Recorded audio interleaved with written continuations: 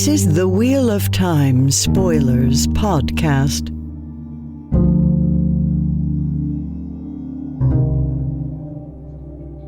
So, shall we dig into it? And I guess we should start by introducing our guest, Aradia. Right. So, now that we're done with our preamble, forgetting we have recording on, welcome back to WoT Spoilers, and welcome to our guest, Sharnice from WoT In Color. Hello. Very excited to have you on. Or I should say Jumbo. Yes. Jumbo, it means hello. Swahili, yes. I'm like, I know this one. So WoT In Color is a first-time reader podcast, and clearly we don't have the first-time reader of the duo. No, she's not allowed. In our grand tradition of grabbing the experienced partner of the first-time reader podcast, we never grab the first-time reader. It doesn't make sense. We're WoT Spoilers. So Kiba, in like 25 years, when you finish the series and get to listen to this, hi! Hi, Kiba in the future. But yeah, WoT In Color popped up, I don't even know how few months ago, not that long ago, and I've been really enjoying listening to it. February 22nd. February only? That's so recent. Time is a mess. February 22nd. Well, congratulations on making it to May. You've gotten past Shadar Logoth and Baal Domon at this point, but you have yet to reach the road trip that never ends. Yes, we just left Whitebridge. Tom had his incident with the Fade. The road trip TV forgot. Yeah. I hope they forget that forever. So yeah, tell us your origin story as a podcast, and tell us a bit about Kiba. And where you found Wheel of Time originally. Absolutely. We always like that story. Yeah. So actually my ex-husband put me on to the Wheel of Time. And it's so funny because he's only read the first 4 books. So I think to this day, he still hasn't picked it back up yet, but he listens to the podcast too. So, thank you for being a listener, ex-husband. But yeah, so when we were, married and together and everything, he's like, Shar, you really have to read these books. You're going to love them. He had gotten me into Orson Scott Card, the Ender series. Mm-hmm. So I had already started, I already ate those up. He's like, oh, now you got to read Wheel of Time. Okay, I got to ask you, Bean series or Ender series? Which one do you prefer? Which one do I prefer? Yeah, if you had to pick one, Bean. Okay. Bean. Yep. Yeah, I would pick Bean also. I'm a Bean fan. Yeah. So we had the first 4 books in the house, and I read them. And when I finished book 4, I was just like, what am I supposed to do with life right now? Well, especially after book 4. I mean, that's the one that really, like my favorite. And that's still like one of my favorite. Absolutely, books. yeah. And 5 is close behind. It's still a very good book. Fires of Heaven is a very good book, but I just really loved Shadow Rising. So I finished the Shadow Rising, and then I'm like, well, he doesn't have the rest of the books. I'm like, I got to move on without you, sir. I'm sorry. And so that's what I did. I spent a lot of time in Barnes & Noble. And what I would do is, because I would read them so quickly, that's why I'm jealous of First Time Reader podcasts, because the First Time Reader on First Time Reader podcast, because for their first time, they're like really doing deep dives. Digesting it, yeah. And just really, and me, I'm just like, it's an adventure, and I'm just like, hurry up, I need to see what's going to happen next. And so that's what I would do. I would buy like 2 books at a time, so that when I would get to the end, the book is right there, and I have memories of being in Barnes and Noble and finishing a book and then looking on the shelf for the next book, just to do that. And so that's what I did. And that was in 2003. So Winter's Heart Crossroads of Twilight. Crossroads was out. Maybe New Spring was out as well. New Spring came out. So I finished, I ate up those 10 books, and then I'm like, what do I do with my life now? And I'm like, oh, this new book just came out, New Spring. So I read New Spring, it was brand new, and then waited for book 11. And then each time I waited, I would reread. I would go back and reread. So I've read like the first 10 books a million times, and then the rest so My brain is the last book. Memory I of don't Light. have a memory. Memory of Light. I've only read once, so I know what happened, but like some things I kind of forgot. So that's my Wheel of Time origin story. I didn't know anything about all of the discussion boards and blogs and things like that. So once I passed my ex-husband, I was kind of in a silo and just enjoying these books alone. I didn't know anybody at all who read these books. It's shocking how common that is for as popular as these books were. Yeah. I do feel like it's like almost in the Wheel of Time closet, right? There's a certain amount like when I actually started advertising to people that I was reading these books, a shockingly large number of people like, oh yeah, I've read those too, or I read the first few of them. But it's hard to find those people unless you are out there and saying, this is what I do for a living. Yeah, you have to like walk around with a poster board. You do. I read the Wheel of Time. Yeah. Like, I remember I had one of the books with me at work one day, and one of my coworkers was like, oh, you like the Wheel of Time? I'm like, oh my God, you know what this is? And so he actually was like, well, if you like the Wheel of Time, there's this book series that HBO just got the rights to. So in about a year or two, there's going to be a new TV show. So you should read the books before the show comes out. And that was A Song of Ice and Fire. So I started reading A Song of Ice and Fire because a coworker saw me reading The Wheel of Time. And so, yeah, that's how I got to that. But as far as the podcast, WoT In Color, that origin story, my bestie, Kiba, we met in my book club, Mocha Girls Read, and she does not like fantasy. It's not her jam. But when we would have our book discussions, anytime anything remotely reminded me of anything about the Wheel of Time, I'd talk about it. And like to the point where it was like, oh, Shani, you gonna tell us about the Wheel of Time again? Oh yeah, the Wheel of Time, right? Yeah, we know that already. We've heard that spiel. So one day, like earlier, like in January, literally December or January, Kiba texted me a picture of her. She's in a bookstore and she's holding up The Eye of the World. And so I got the text and I called her right away. And I'm screaming on the phone. I'm like, oh my God, are you going to read these books? And she's like, Shar, I'm going to read one book. It is a good standalone novel. If you're going to stop anywhere, that's the place. It is, which is like, I don't know if I can commit to 15 books, but I'll start with one. And I'm like, bet, I'll reread it so we can talk about it. So if you have questions or whatever. And she was like, well, why don't we just do a podcast? Now, this is her saying that, not knowing that there are like 50, 11, 100,000 million Wheel of Time podcasts that already exist. What are you talking about? No.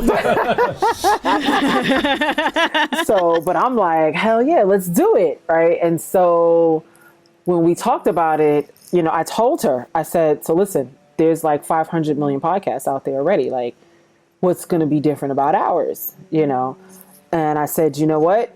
I don't know. I think that if we do this, I think we'll be the only all-Black Wheel of Time podcast, because I don't know of any podcasts. I could be wrong. Correct me if I'm wrong.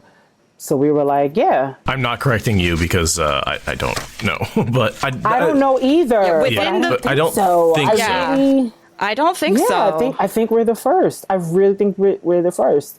So I said, let's go with that. And so that's why we're WoT In Color. So we decided that we will make sure our conversations are as authentic as possible. We are not going to do any like code switching. We're just going to be ourselves and, pretend that no one's in the room and that we're just having a conversation about these books so that it is authentically from our lenses as Black women. So that's what we do. And I love it so much because, like, not only am I getting the Black experience, the lens, there's also the New York Coast side of it. There are so many layers of things I learn because, like, I know these books so well, right? It's kind of like a Rosetta Stone, right? Like, I know the Wheel of Time. So when I see different people's takes on it, like, I learn different things about the world and about people.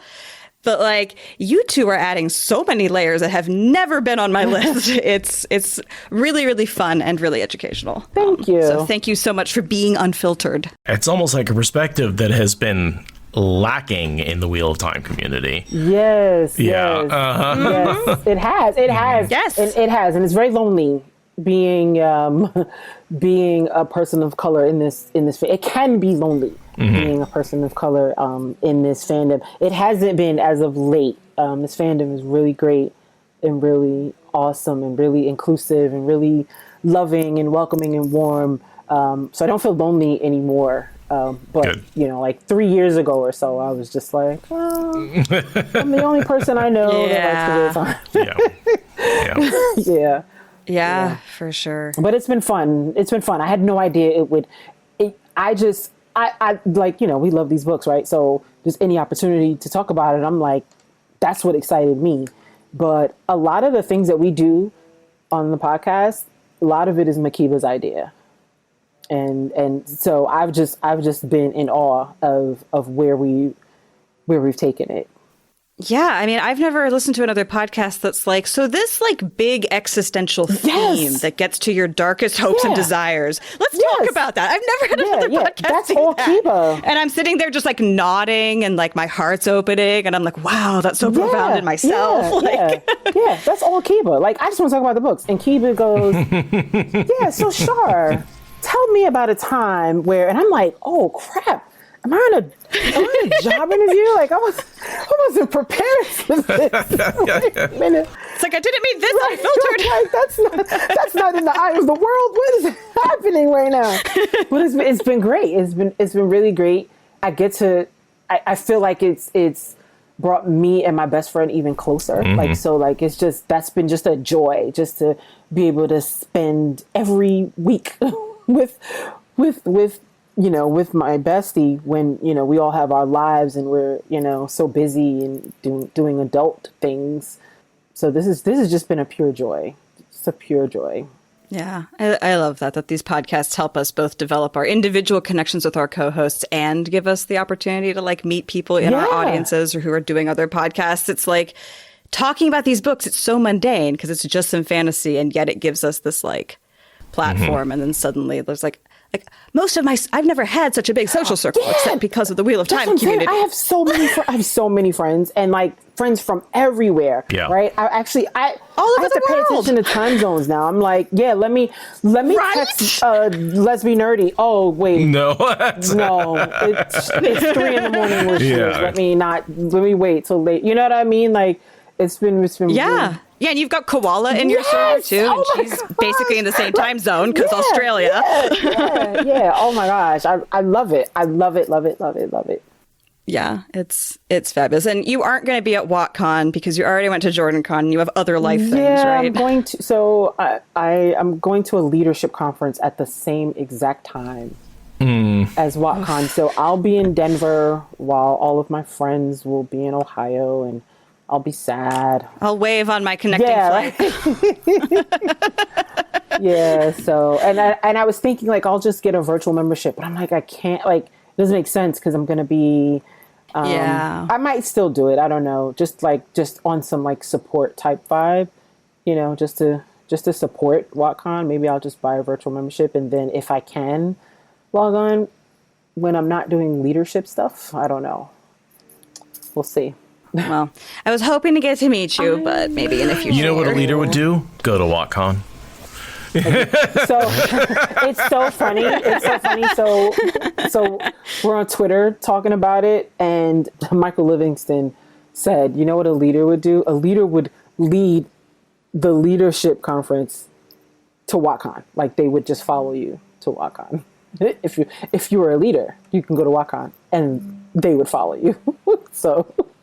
I'm like, yeah, how about that? Do we want to dig into the books? I suppose. We did want to do a short little bit from Winter's Heart. Did you explain the Winter's Heart Dune Bongle that we're doing? I don't know if I did very well. Yeah, so I told you we're doing the Verin POV. Yes. From the cleansing. Yes. So, yeah, that's what we've been doing this whole book. is just doing one POV from the cleansing for each chapter as we get through. Because you know how, like, they're all looking up and going, oh, the cleansing's happening, and they're just reacting to it. Yes. So we expressed our issues with the editing choices of the original publishers. And we're smearing that chapter out across the book where all those reactions are happening. Oh, that's interesting. So there's about 20 POVs in the last chapter of Winter's Heart, and there's about 20... So did I say 35? There's 20 POVs in about 20 chapters where they're reacting. So it worked out to be almost exactly one POV per chapter. So we just, we're just spreading that out. I say we just read the whole thing. It's 10 sentences. It's not long. Yeah. Aradia, do you want to go for it? Sure. I am going to do a supercut of all of our sections. I think that would be great. Yeah, because that would be the chapter 35 episode. Would just be one episode of all the little episodes that we talked about it. Yeah, I think that'll be great. But yeah, for now, we're going to do the Verin POV from Winter's Heart with the Choedan call. Verin frowned at the apparition making its way through the trees off to her left. She could think of no other term for a woman walking through the forest in gems and a gown that shifted through every color from black to white and sometimes even turned transparent. She was not hurrying, but she was heading toward the hill where Rand was. And unless Verin was very much mistaken, she was one of the Forsaken. Are we just going to watch her? Shallan whispered furiously. She had been upset that she was not the one to meld the flows, as if a wilder's strength counted with Aes Sedai, and hours tramping through the woods had not improved her temper. We must do something, Cumira said softly, and Verin nodded. I was just deciding what. A shield, she decided. A captive Forsaken might prove very useful. Using the full strength of her circle, she wove her shield and watched aghast as it rebounded. The woman was already embracing Saidar, though no light shone around her, and she was immensely strong. Then she had no time for thought of anything as the golden-haired woman spun around and began channeling. Verin could not see the weaves, but she knew when she was fighting off an attack on her life, and she had come too far to die here. Verin is such a badass! And it's like, we get so little of her, and then she's just punching a Forsaken in the face. And that Forsaken is Grendel, right? Yeah. Yes. The changing color dress and the golden hair. The sometimes transparent, that, you know. Yeah. Okay. It's not explicitly stated, and I had a moment where I was thinking maybe it was Mesa Anna, because we were trying to figure out where Mesa Anna showed up at one point, or where Semirog showed up. But yeah, Grendel is what makes sense to me as well. Yeah. I like that we've got a timestamp, so we know it's been hours since the cleansing started. When we switch over to our Crossroads of Twilight chapter, we're going to be, you know... It's like at the same time. We're going to be hours. It is. Yeah, it works out. Like I said, it works out remarkably well. Literally hours later. Yeah. Okay. Yeah. So this is happening more or less at the exact same time as Elaine and Navi end up bitching about goat's milk and all of that. Goodness. Literally. And she can't sense. She doesn't see the light around her or anything like that. So she must have put the weave on herself that hides her ability to channel. Mm-hmm. Like, I don't think she's using the true power, right? Which is the only other option. Yeah. Mm-hmm. No. She doesn't use the true power. I think she thinks about how she deliberately chooses never to use it. Like, way, way later, she's like, oh no, that shit's way too addictive. I'm a psychologist and I understand that that's going to be a problem. Isn't that like when she goes with Natrum's barrow scene when she's using the pigeon? Yeah. Yeah, it's exactly the scene that happens in. Yeah, and I'm pretty sure there she says something to the effect of, like, I would never touch that. Except she's using it in that scene, though, right? Is she? Yeah, that's how she sees through the eyes of the pigeon. She is, yeah. Well, she thinks about how much she doesn't like it. Right, right. That it is addicting. Yeah. It's like, I only use it because I have to. Right, it is the equivalent of like another leveling up of Saidar, right? Like, if normal life is normal and Saidar is addictive, like the true power is like... The true power is like crack on steroids. Right. If you've only ever like smoked some like really weed, someone's like have some crack. You're like, yeah, Saidin and Saidar is weed. It feels addictive, but you know, you're told not to abuse it, and you're like, okay, I'm cool. I'll only use it when I need to, which is every day. But still, it's I only need, but still, you know. But then, I'm in control. But I don't, you know, if I have a meeting or something, I'm good. But then, you get this like dose of crack or just. Totally addictive as hell. Almost more like cigarettes, if you want to talk about addictive. Ooh. And deadly. And the way the taint builds up, ooh, I like the analogy. Don't touch the taint in your lungs. That's actually where it's building up. I know Nynaeve sees it in his brain, but it's actually just like that layer of tar in his lungs. Mm-hmm. Yeah. I like that Verin thinks she can capture a Forsaken. I like her confidence there. And she was very calm about it, too. Like, you know what? I'll just capture this Forsaken. And this is not the first Black Ajah and Forsaken violence we're seeing, right? Like this, because we've got... Elsa and Osangar. Yeah, Elsa takes out Osangar, and here we got Verin of the Black Ajah taking out another Forsaken, which I love to see, like, half the people on the side of Rand are actually Black Ajah. Yeah, and also, like, we know how bad it goes when you have a captured Forsaken because of, you know, the whole Saladar Moghedian thing. So it's like, as much as Verin thinks that that's a good idea, it's like, Verin, let me just pro tip. Let me just put you on the game, Verin. You may not want to do that. This will end badly. I feel like it's also a bit of Jordan throwing some disinformation there. What Dark Friend would think of captured Forsaken would be useful, right? Like... because we don't, at this point, we don't yet know. We may suspect, but we don't yet know about Verin. Right. And I feel like at this point, the debate was thriving about who she was, right? Because we've got that early lie where she's like, Moraine sent me, right? Yeah, right. But that's a bit of an eye of the worldism. Maybe he just threw that out there. Maybe he forgot about it. But no, that was... Great hunt. Great hunt. Yeah, that was Great Hunt, yeah. Yeah, opening of Great Hunt, yeah. But yeah. And then, she does the compulsion thing, and you're like, maybe she's dark. And then she thinks about capturing a Forsaken. And you're like, maybe she's not. Like, but also, it's like, only a Dark Friend would be that calm about considering capturing one of them, right? And then normally when we're in a Dark Friend's point of view, they're obviously Dark Friends. They're evil thoughts, yeah. Yeah. And we don't get that. Mm-hmm. Which makes sense, because she's not evil. Right, she doesn't think of her as the chosen. Right? She thinks of her that's as a good the point. Forsaken. Yeah. This is actually really good proof that Verin's not a Dark Friend, right? Like, this POV to me feels like you could point to this and be like, clearly not a Dark Friend. A Dark Friend would have said chosen in their head. Mm-hmm. And, you know? And so, the debate was alive and well at this point. And Jordan was like, yes, feed me your tears. Oh, you think he didn't know about it? He knew about the debates. He knew. Absolutely. This is the only... We don't get Verin or Grendel again in this battle, right? This is the only scene where we see... It doesn't go back to them. No, it just makes sense because Grendel just gets rebuffed and leaves. She doesn't get captured or injured or killed. She just doesn't succeed. So we never even see that. A few singed Forsaken. Yeah. She had to like run a little bit at one point. Oh no.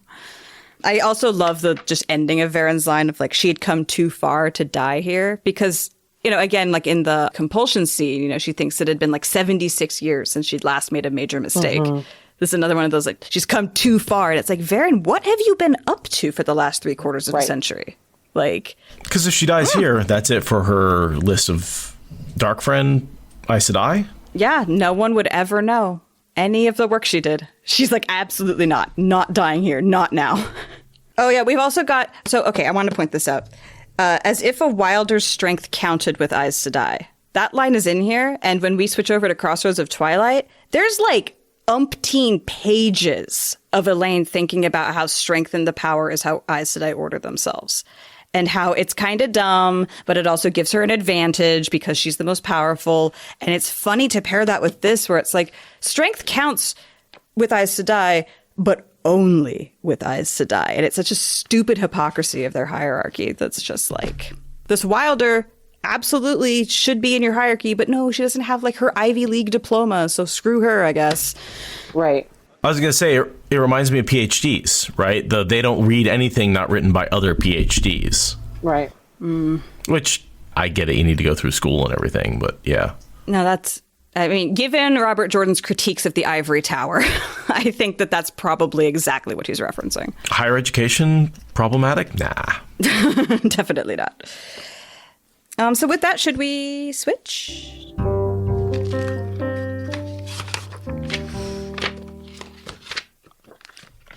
All right, so switching volumes. Though I did want to mention to all you people who are not hearing me stim on this recording, you might have heard me clacking one time before. I'm now stimming with a roly thing that's silent. And if you want a cool roly thing that's silent, go to onoroller.com and use coupon code WoTSpoilers. That's ONOroller.com, coupon code WOT Spoilers.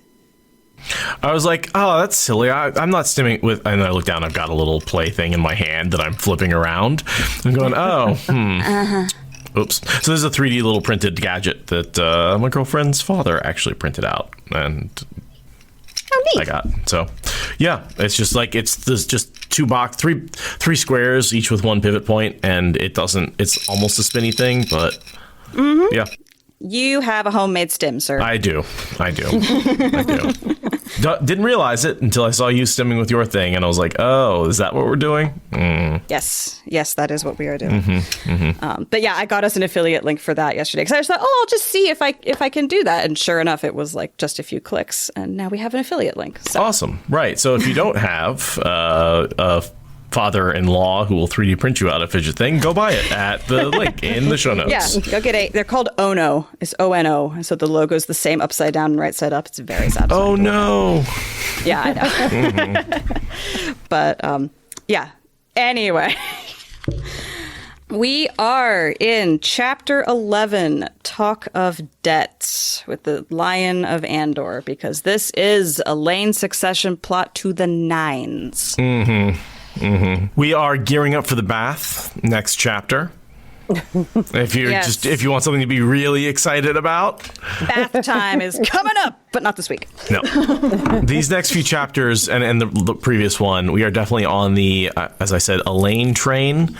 Train spelled Trayne. Oh yeah, Elaine train. Elaine train. Oh God. For these chapters, because this is a lot of politics, and some of it takes place in a bathroom. Well, and yeah, at the end of this chapter, she thinks she wants a bath. Yes. That's foreshadowing. Foreshadowing. But this is. Wow. I like how Jordan's really, built that foreshadowing into his plot. We talk about how masterful he is with the whole describing Rand's channeling sickness with Elaine and Moraine, and here he is foreshadowing the bath. Yeah, but this is a chapter where we get a lot of names. We get a lot of fault lines kind of articulated out. If you don't like the succession, then you might want to skip this episode because it's all we got. I feel like I pulled a bunch of stuff out of here that wasn't necessarily about the succession in particular, but okay, stay. Never mind. Don't stay. go. Wait. I didn't say. Don't go anywhere. Gee, you are a terrible podcaster, Aradia. This is what we're talking about. I know. I'm like, don't buy our shit. Don't listen to our podcast. To our pod. Go away. Just go listen to WoT In Color. It's going to be better anyway. Gosh. WoT In Color. What's that? No, I'm just kidding. Well, I mean, Elaine does get to, we do get to see her kind of read, what's his name? Mellar. Yeah. The dark friend who everyone thinks is her baby daddy. Yeah. God, she dresses him down. Yeah. All right. Chapter 11, Talk of Debts. The gateway was positioned so that Elaine seemed to be riding out of a hole in the wall against the street, into a square marked out for safety by sand-filled wine barrels standing on the paving stones. Oddly, she could not feel a single woman channeling anywhere in the palace, though it housed more than 150 with the ability. Some would be stationed on the city's outer walls, of course, too far for her to sense anything short of a linked circle, and a few would be out of the city altogether. Yet someone in the palace was almost always using Saidar, whether to try forcing one of the captives, Suldam, to admit that she really could see weaves of the One Power, or simply to smooth the wrinkles from a shawl without heating an iron. Not this morning, though. Windfinder arrogance often matched the worst shown by any Aes Sedai, yet even that must be quashed by what they sensed.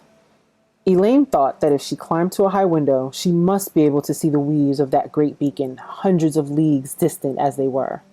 She felt like an ant that had just become aware of mountains, an ant comparing the spine of the world to the hills it had always held in awe. Yes, even the Windfinders must be walking small in the face of that. Nice. Well done. Professional. And you call up Michael Kramer and Kate Redding and say, hey, you guys need help? It's so hard to read like smoothly, it's a real skill. It is a skill. It is a skill. I feel like it's one you can develop with practice, but there is, as with anything else, you can be more naturally skilled. There's some talent involved. Yeah, for sure. Mm-hmm. Absolutely. When I first read this paragraph, I was thinking they were being pretty laissez-faire with the gateway, just doing it in the middle of the stall. But I guess this is marked out for safety by sand-filled wine barrels. I don't know why I missed that. It's in the wall is part of the thing. Yeah, but that's the other thing I was going to mention is like, why haven't, they're always so careful, we're going to cut somebody in half, just put it like in the wall. No one's standing in the wall. It must be a precision thing. It's hard to get down to like that, like per inch level of precision. I don't know. It seems really much like the horizontal looking gateways make so much sense and don't get introduced until Brandon Sanderson. It's like, yeah, you can pretty much always guarantee. I like it though. I love the idea. I love the idea of just the wall opens up and you just walk out, like your whole ass entourage just walks out of the wall. It's like, that's cool. I do like the fact that everyone is like chilling out and not channeling because the cleansing's going on and they're all terrified because they're scared. They're like, what the hell? Yeah. I wouldn't touch the one power either if I thought I would like. Are they doing something to the one power? Am I going to somehow affect what's going on? Like, I would be way too scared to touch one power. Meanwhile, Elaine's like open up gateways and traveling like it's nothing. Yeah, no problem. Whatever, her babies. Well, because a lot of them think it's because she's arrogant because men told her her baby. Well, she doesn't remember that it's babies, but she knows that her children. Well, she thinks her one baby will be born healthy, so she's taking a lot of risks. Yeah. Also, she knows that it's Rand that's in the middle of it, and like everyone else in the world is like, is this a new breaking? And like if I was a channeler, I'd be like, if this is potentially a new breaking, what if the one power's being tainted like right now? And I'm gonna go 100 companions insane if I'm tapped in like when the virus gets into the internet or whatever. It was COVID. Whereas I feel like Elaine is like, they put COVID in, they're tainting the one power with COVID. I'm not sure Rand being at the center of it is reassuring at all, though. That's fair, actually, given who made the breaking of the world happen. Yeah, no, it's a little weird that Elaine is so just like, meh, whatever. And like every other channeler in the world is like, me? A channeler? No. Nope. No, not me. Don't touch the stuff. Yeah, I wonder if the Ashaman are doing that too. Because we never see what the Black Tower was like during this, but I wonder if all the Ashaman were just like, we're going to just not for a few hours. Yeah, we only see after, Probably. Right? Like after it's all done and right. They're just amazed at how clean it is. We can also assume Taim is not a Forsaken at this point, right? Like, because all Forsaken report to the cleansing for battle, and he didn't get that call. Right. Yeah, because he gets raised to Forsaken when he presents a Black Tower to the dark side, which he's actively working on right now, but he definitely hasn't achieved it yet. So they arrive in the Queen's stable, and Elaine's like, oh, I shouldn't use the Queen's stable because I'm not Queen, but also no one else is using it. Oh my gosh. And because it's quiet. You have too many stables, okay? 1%er. You don't need this many stables. But, I'm imagining, like, Buckingham Palace, like, right? So. And she's returning from doing recruiting. They've been basically going out and on the campaign trail, whistle stop tour, trying to get everybody to join up with their cause. Yes. This is her bringing back the Matherin men that she collected. She's coming back with like a handful of old men, young boys, and unruly chickens. It is like, yes, this was a valuable political maneuver.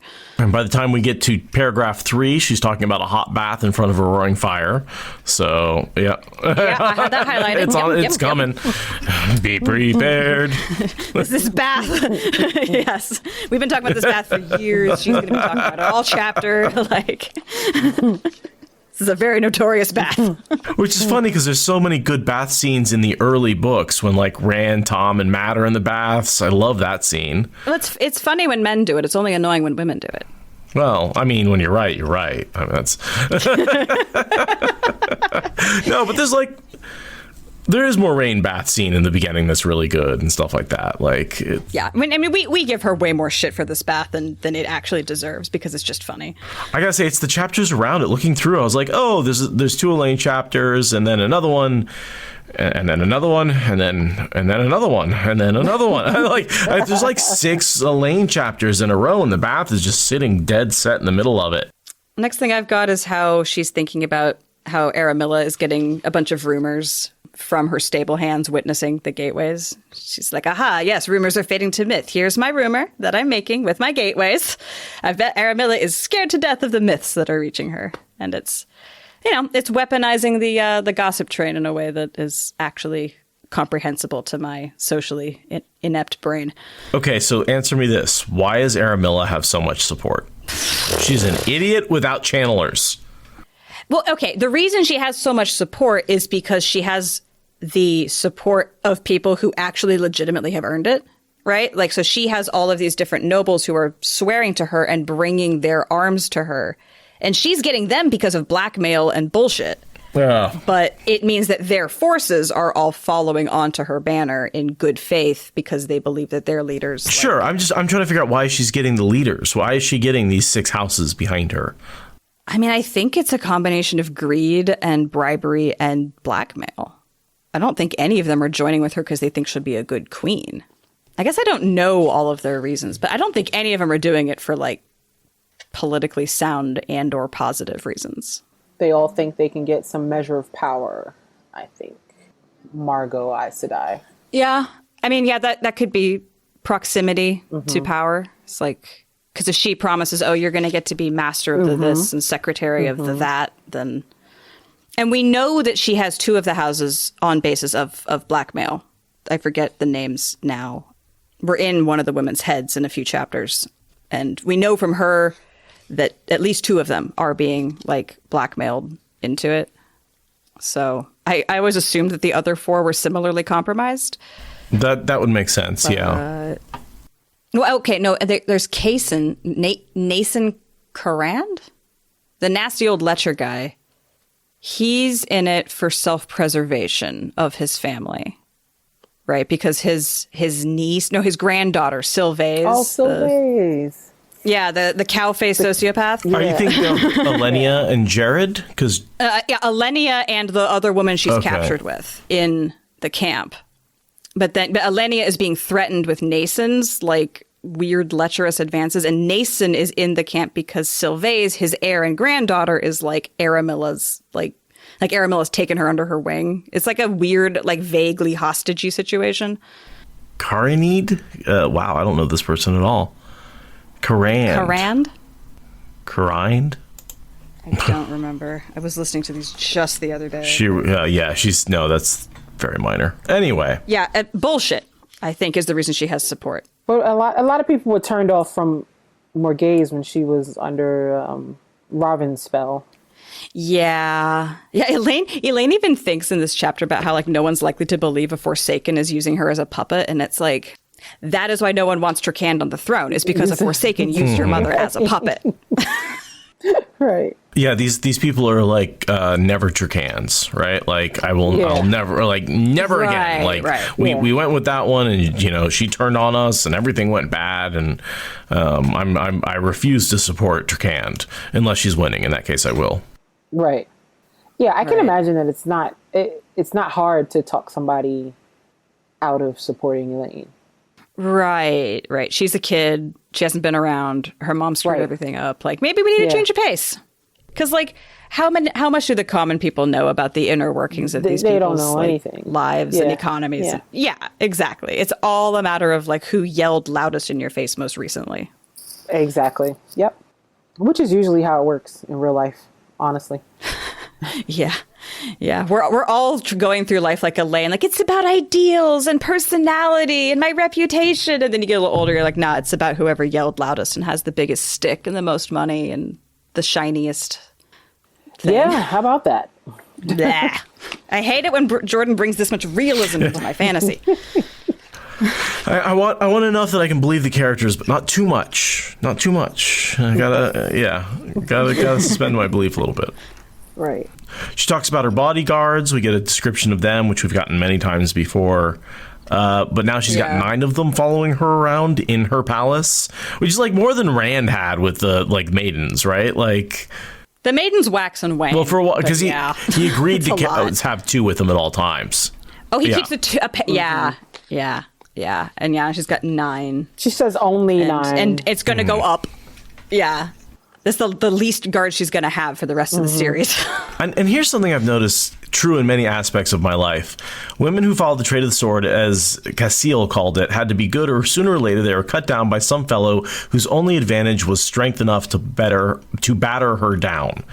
And I've worked in enough male-dominated industries to know that when women make their way into that industry, they are going to be better than 99% of the men in that industry because they've had to fight for it, and everyone who isn't better than anyone else has been forced out. And I feel like that's sort of the point they're making here, which is like these women are actually quite good sword fighters, much better than your average male sword fighter, simply through attrition. And that's so interesting that you said that, because I worked for 20 years in a male dominated industry, and when I think about my woman coworkers, and I think about the caliber of a worker comparing to the men that we worked with.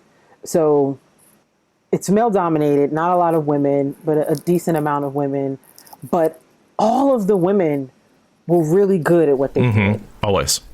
All of them. I can't, I'm thinking like, because I can think of many coworkers who I'm like, yeah, he was lazy. Yeah, he really didn't know what he was doing. He kind of got by.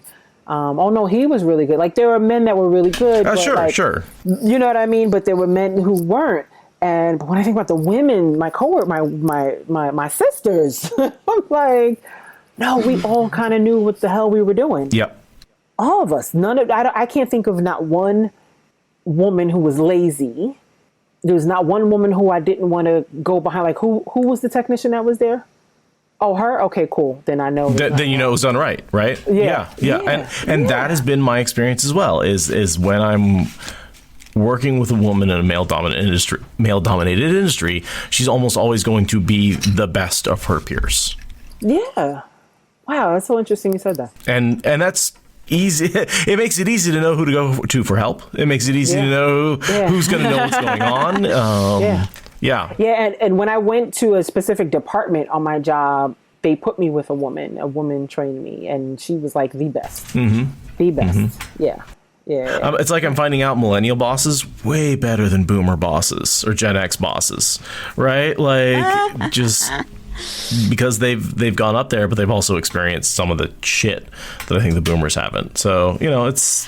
I was just thinking about how someone recently was telling me about how it's... in wrestling, there's a misconception that the bigger partner will always win in a wrestling match.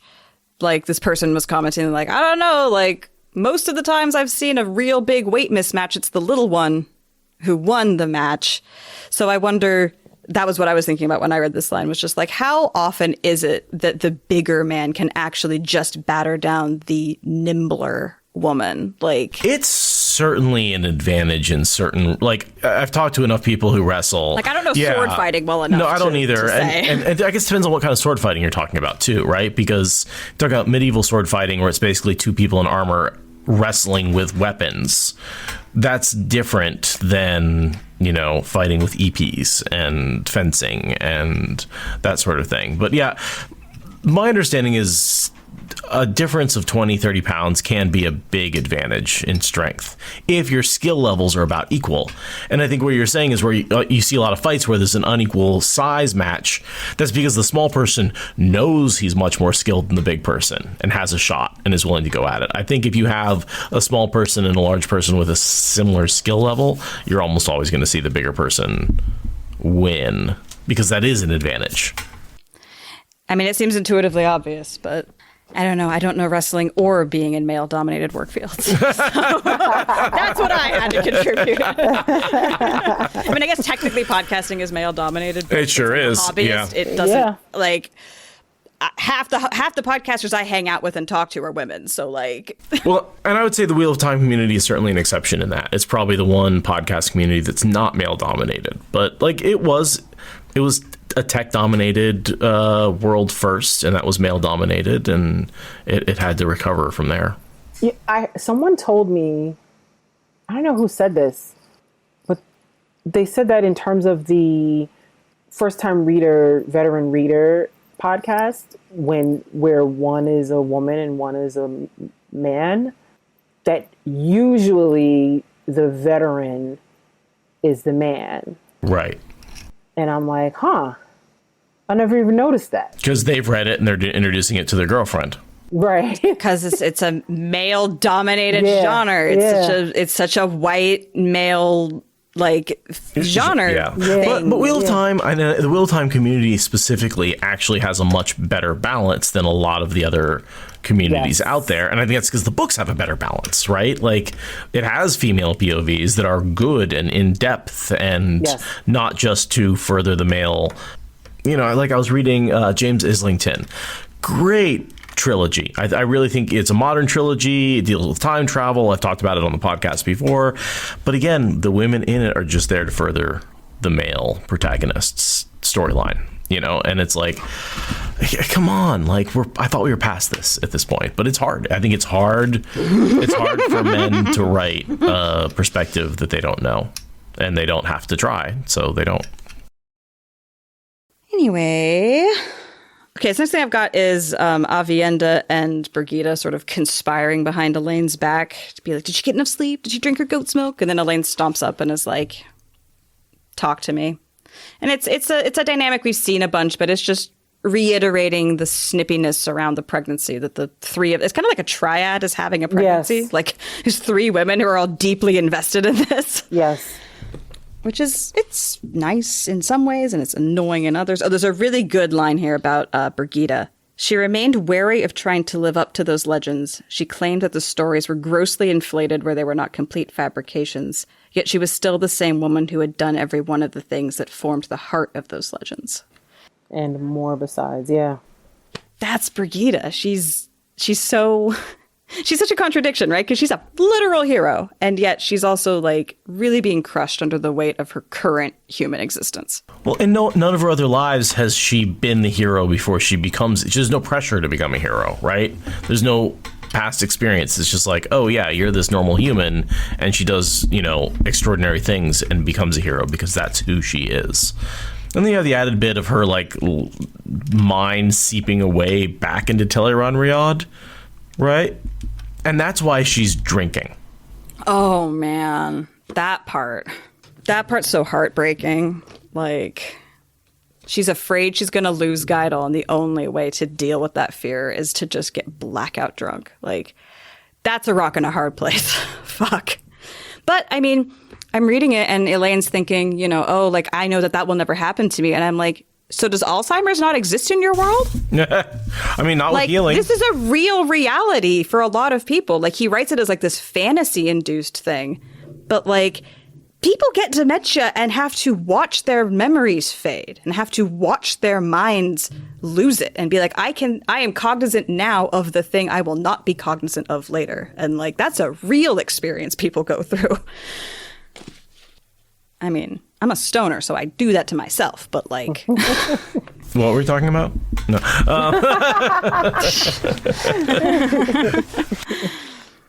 But like, I mean, I've had, I'm not personally, but like, I know I've had family members who have, you know, had senility, and my husband's family too. And it's just like Brigida's going through that, but like not losing the cognition. She's only losing the memories. And yeah, right. She's completely aware that she's losing these memories. And that's what's fucking with her. Do you think she like hears stories and is like, man, I wish I could remember that? Yeah, Probably. I think so. I feel like she is. She's like, wow, I did that? Huh. Oh, it doesn't sound like me. Yeah. And she even says something to that effect when she comes back after being killed. She's like, oh, I'm back. I'm fully myself again. I don't know how you put up with me. I don't even recognize the woman that I was being. It's almost like parts of her personality are going with her memories too. Well, the self-confidence that you can do things, that you've done things in the past, that you're a competent, accomplished person, and you can be aware that maybe you were, but if you can't remember any of that stuff, like, where does your self-confidence come from? Quick question here. There's a line, Elaine had not protested, however overzealous they might be. They're talking about sampling her food. One experience of drugged wine was more than enough. Which experience is she talking about? When Mellar got into her I was going with the fork root. Oh, back with Rhonda McCura. Rhonda McCura. Yeah. I was like, you had way more than... Macura woman. Right, that Macura woman. Yes. As Elida refers to her. Yeah, so I was thinking, like, you've had more than one experience with drugged wine, Elaine. I'm not sure which one you're picking out and you're deciding is the one that was enough, but... I figured she was talking about the one within the context of her Succession arc. Makes more sense than one I was coming up with. I'd forgotten about that. Yeah, and sometimes she gets drugged with tea. I guess that was tea. That's right. It was tea. It was the tea. Macura woman dragged her with tea, not wine. So, okay. Thank you, Margot. So we ask if Dylan's back and we get told no, because that's for a later chapter. But just so we all know, Dylan will be coming back shortly. And then we get this ridiculous summary. Choosing who would be the Queen of Andor was quite simple, boiled down to essentials. It's a popularity contest amongst the 1%. Yeah. And there's 19 house, there's 400 little houses, there's 19 big houses. If you get 10 of the big houses, no one else can get more than you because there's only 9 left, so you win. Mm-hmm. That's sort of what it boils down to for me is, it's math. It's math. Yeah. Which is based on like who can beat each other up the hardest, because it's all about how many armsmen do you have and how much money do your estates bring in, and it's just a dick measuring contest by another name. Pretty much. But it's between women, so it's really feminist and progressive. So they're talking about Brigida as a female warder, and the line, "A warder was male, surely a bull was male." Everyone knew that, and not many stopped to think that anything, quote, everyone knew deserved close examination. Louder for the people in the back. But what I find interesting is when I look at our current politics and how much of a wrench was thrown in the works when Trump just started doing things that everyone knew you couldn't do, but there was no law, and so he just did them. Mm-hmm. And how much that really can throw a wrench in the works and make things mess up. And I think Egwene is doing that, or Elaine's doing it in a different way. She's doing things that are non-conventional because it's better and people have been stuck in their own ways. But I feel like there's two sides of that coin of like, either you can do what no one's thought of and that gets you to be more progressive, or you can do things that everyone said, yeah, we thought of that, we just thought nobody in their right mind would, so we didn't make any rules against it. Yeah. Well, that's an interesting point. I also have a line here where she's waiting on Dylan's return because Dylan has gone out and tried to negotiate. And that is a big moment in when she gets a lot of houses to support her. Dylan does bring a fair number of houses back as support. She brings back 4? I think that's correct. Yeah, I just listened to this 2 days ago. I should know. But she brings back the kids, all the young house leaders. Yeah. Yes, 3 boys and a girl. Yeah, and it's great. It's like the youths will save us. You got to get that Gen Z vote. There really is. All the old people were killed off in the war, and so the kids are like, okay, yeah, we'll fix this. We'll support Elaine. Yeah, and all the old people who are still around are like, I don't know, you seem a little unconventional, and all the kids are like, fuck it, let's go. I'm young. I haven't made any mistakes yet. Well, all the kids, they just, because everyone got killed, they all became like the lords and the ladies of their houses, right? Like the high seat, right? The high seat. I'm in Ice and Fire. Sorry, they became the high seat of their houses. Yeah. And right now, Elaine has 4, as best I could tell. Right? She has 2 houses large enough to count, and then Trakand and Dylan's Terravin. So she's got her own, Dylan's, and then 2 more. Yeah, and like a handful of little ones. Right. But they don't count, right? It's only those big 19 matter. Aramilla's got 6. Elaine has 4. That leaves 9 unclaimed. Mm-hmm. And then she's going to get 4, which leaves 5 unclaimed. But the field is much more level at that point. And then I think there's the final 5. There's the battle. I forget how she finally gets over the edge. I think she hosts a musical theater performance and sweet talks her mom's bestie into not having a grudge with her. It's a really weird thing, but she literally like hosts an opera at the palace. And that one lady decides that she's going to be, I don't know. It's why I don't pay a lot of attention to this plot. That's how she gets the rest of them. Yeah, I was going to say, I totally don't remember. I've no We're all like, how does she get it? I don't know. Eventually, everybody just comes on over. It happens. I also just listened to this, and I cannot remember for the life of me. It's eventually she gets enough houses, and the math is inevitable, and she basically goes to Aramilla and says, give up. But there is a battle, right? There is this battle where she Is that just the battle where she's getting kidnapped? Or there is a battle where she wins and like Aramilla has to like give up, and she's like, you all have to pay for this, and they're all like, no, we can't, and she's like, too bad. Yeah.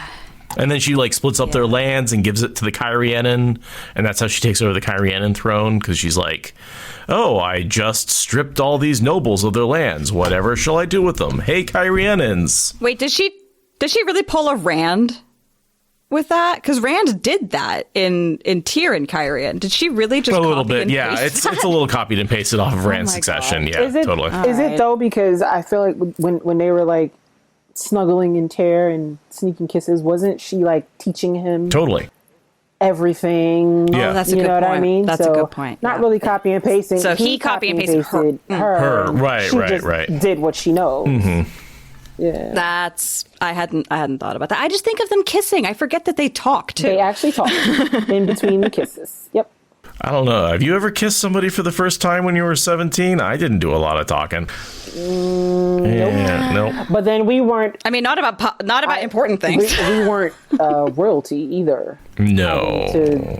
Right. Things, so. Hey, speak for yourself. Yeah. I've always been. Yeah, so anyone who says that the slog is a lie can just listen to us not remembering how this goes. We have no idea. The slog is not a lie. The slog is a matter of opinion, but it is real. Yeah, what you think about the slog is up to you, but the existence of it, not up for debate. Not debatable. Yeah. Mm-hmm. It is a very different style of writing. It is a very different style of addressing your characters and more incomplete information.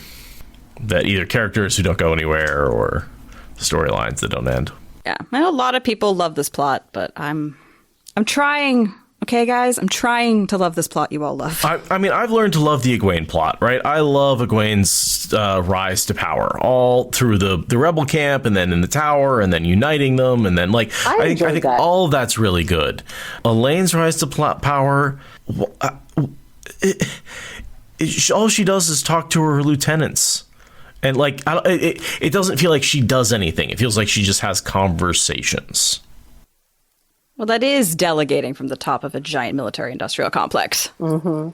And it is very much accurate politics, and I get it, but, it is slow reading. All right, so we talk about how the new recruits are not really going to be any good for fighting, and Brigida is annoyed, and where the fuck is the next relevant thing?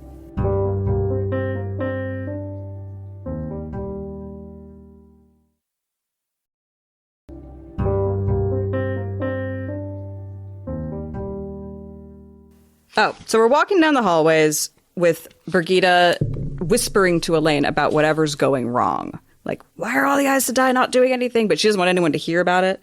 But they're walking through the hallways, so they're like doing the like super secret walk and talk. Well, they're talking about Elaine in particular. Like, this is did she eat the right things and drink her goat milk and take care of her pregnancy? No, this is the what is going on with, with the cleansing. Gotcha. We skipped that. All the goat milk conversation, the servants were allowed to hear that. And yes, we skipped that.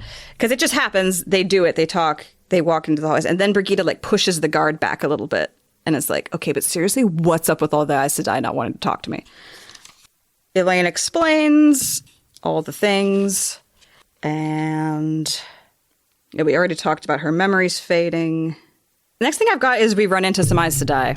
Vandine and... Yep. Merrill. How many lils can you fit into her name? There are 3 L's in that name. Like, It's a knock and 2 I's. Like, what is I-L-L-I? My brain. But yeah, Vandine, Morel, Sareitha, and Choedan. So this is the little murder mystery squad, basically. Right. Vandine is green. That's why Adelius is dead. Marilla is a gray who ends up kidnapping a Windfinder. Because she's basically a conscripted apprentice teacher to the Windfinders and is crushed. And that's where her whole like Aes Sedai being brave stuff is gone because she's all crushed by the Windfinders emotionally. Sareitha's young brown, who's later killed by Elaine in her foolish running in to abduct Black Aja without proper backup. And Kareen is Black Aja. Really? It's not Sareitha? No. Because Sareitha's the one praising Hanlon this whole fucking chapter. Herring. And I was like... It's 100% a red herring. I'm never going to remember. You always get those backwards. You always have them backwards. I don't know why I'm convinced that the brown is the Black Aja person. You'd think I'd be defending her because I'm a brown. The S name is... her name isn't sounds she evil. like new? Isn't she like a new Aes Sedai? Yeah. So, yeah, I think she's just enamored with Melar. She's just... Yeah. Yep. Yeah. And she likes a guy in a uniform, even if he's an abusive cop. Yeah, exactly. That's all it is. God damn it. I hate that.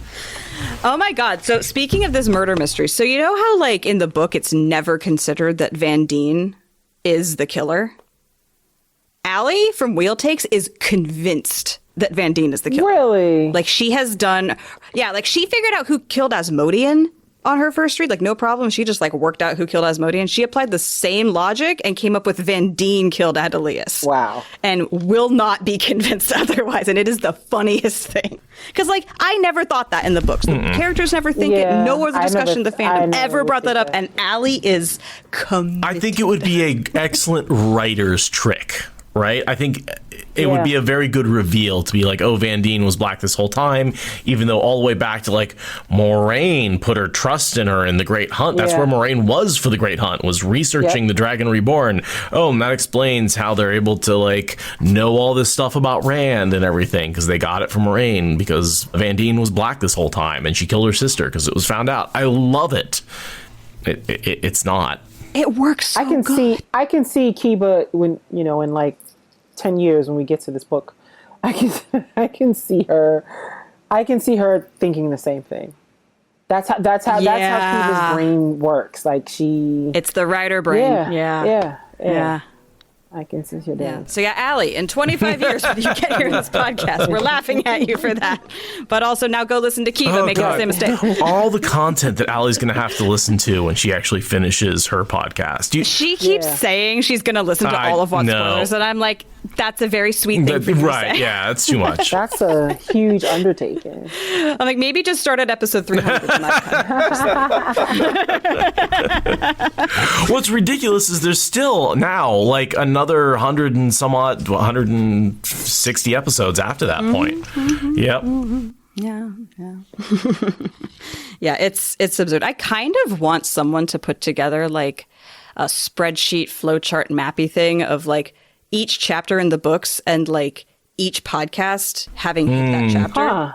And like map out like who got to it when and like which episode it's on. So if you're like, I really want to know like what all the podcasters thought of like chapter 27 of Eye of the World, and you just like, here's a list of links. Yeah, like someone make this data crunchy product, because I think it'd be real cool, but I don't have the skills. I feel like you'd have to listen to it. Like you'd have to know way more about all the podcasts, or at least talk to the creators and be like, give me your metadata. Because it'd be amazing. It kind of like that timeline of like the timeline of the books, which parts of the in-world story each book covers, but like it's the overlay of all the podcasts on top of it. So what you're saying is we need a wiki to keep track of the Wheel of Time fan-based content. Yeah. Podcasts, Yes. YouTube channels. Yes, we need a completely dedicated wiki just to Because content the creators wiki are for the insane. Wheel of Time isn't enough. It can't support us. We need a specific one just for us. So the next 2 pages after the introduction of these Aes Sedai is basically descriptions and recounts of things we know about them. Yep. Yeah. Here's what they look like. One fun thing is there's a description of beryl slashed silks, which is not a normal mineral to have described for a color. Ooh, okay. Walk me through it. So BERYL, beryl. Off the top of my head, because I didn't actually look this up, I believe it is very similar to sapphire in terms of its hardness and its clarity. And it comes in a zillion colors. So I'm not sure which beryl he's talking about. Probably one of the rich jewel tone ones. But it's most people, when they use a mineral to describe a color, they're like turquoise or slate.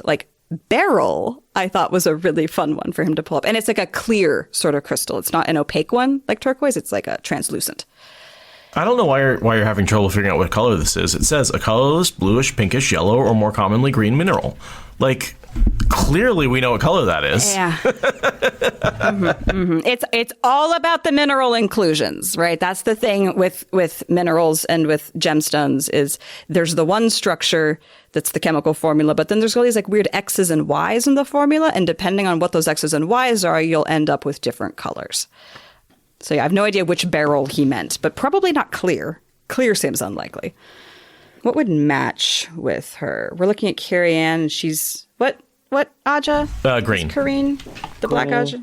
Green? All right. Well, let's assume that it's a light green. Yeah, mineral sure. then. Yeah, a nice grass green, but kind of more clear. Think of it like I mean, honestly, it should be almost like a smoky black, maybe. She's black. It's a dark imperial green, like the Shanshan used. But anyway, that's just a random detail. So beryl can come in.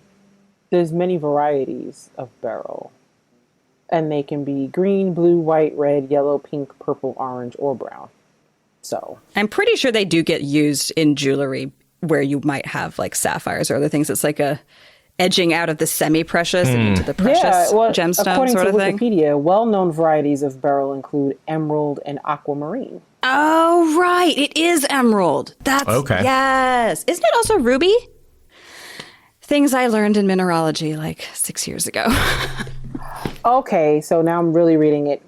Pure beryl is colorless, but it is frequently tinted by impurities. And that's where the colors come from.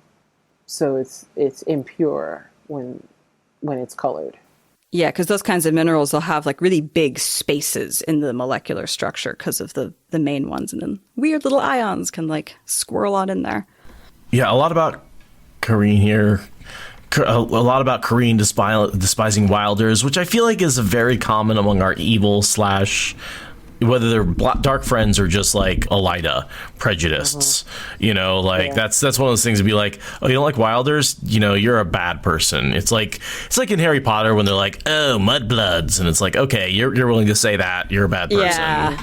Yeah. It's not quite a dog whistle, but it's kind of getting there. It's funny how much the dark side, the evil side, the bad guys in any franchise, it's hatred of people who don't meet their standards is how you know who the bad guys are. And it's and it's depressing how much conflict is driven by let's just hate on other people. And it's you realize you could just love people and ignore people. Hating is literally a thing you could not just choose not to do. You could just. Oh, but it feels so good. But it doesn't, though. It takes a lot of energy. It does. Yeah. Yeah, I will occasionally indulge myself in some petty annoyance and hatred and let myself get spun up in that, and it's exhausting. Usually against drivers. I find that either other drivers or drivers when I'm a pedestrian or a biker, I'll spin up against them, and yeah, it almost feels good, and then you're oh, I feel awful, and I'm tired, and I'm exhausted. Right. Whereas like there's the same kind of high when you like get excited for Right. your friends and like encourage them and hype them up. And then you're tired at the end, but it's like a fulfilled kind of tired. It's like a good workout kind of tired. But like hating on someone's just like, ugh. I was reading how people can really get addicted to the hate and the rage, that it's really easy to just like absolutely react to something, be hateful, and then be like, oh, that felt good, I'll do it again. And your brain can like crave that sort of outrage. And all you have to do is watch Fox News for a little while and, you know.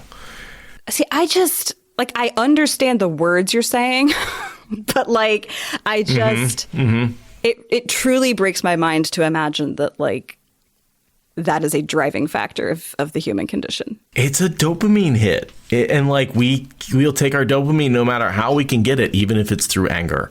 And it's dangerous and it's bad. Yeah. I've never gotten enough dopamine from anger to want to keep going down that road. I don't want to understand how that happens. I have. Yeah, I've felt that, like, especially as a bicyclist, I find myself not provoking situations, but really standing up for myself in a way that I felt was noble, and just really, really getting angry at any driver that violated my space, you know? And Yeah. On one level, I think it's necessary because it is dangerous. But on another level, I found myself getting way too addicted to that sort of angry righteousness that I felt that I had. And I was in the right, but it was too easy for me to really enjoy that because I was in the right. I was a bicyclist following the rules, and you were a car trying to kill me. You're suddenly making me realize the reason I have such a problem with this is because both my parents are totally like that. I'm going to go write in my journal and cry now. Oh my gosh. I'm lying. I don't have a journal. But you gotta start one right now. But like, Yes, I you do. It's called should, Wheel but, of like- Time. Spoilers. yeah, public Yeah. journal. Hey, everyone, here's my darkest secrets. But no, that you're saying that, and I'm suddenly like, all these little flags across my entire childhood are popping, and I'm like, I don't want to be like my parents in that state. That's why I have bent myself out of shape to not be like that and can't comprehend it.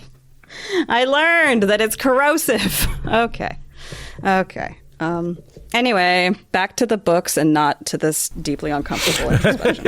Isn't that what the Wheel of Time is good at? Is making you go, oh, right. The question is, do I edit it out? Probably not. People hearing about other people's struggles is helpful.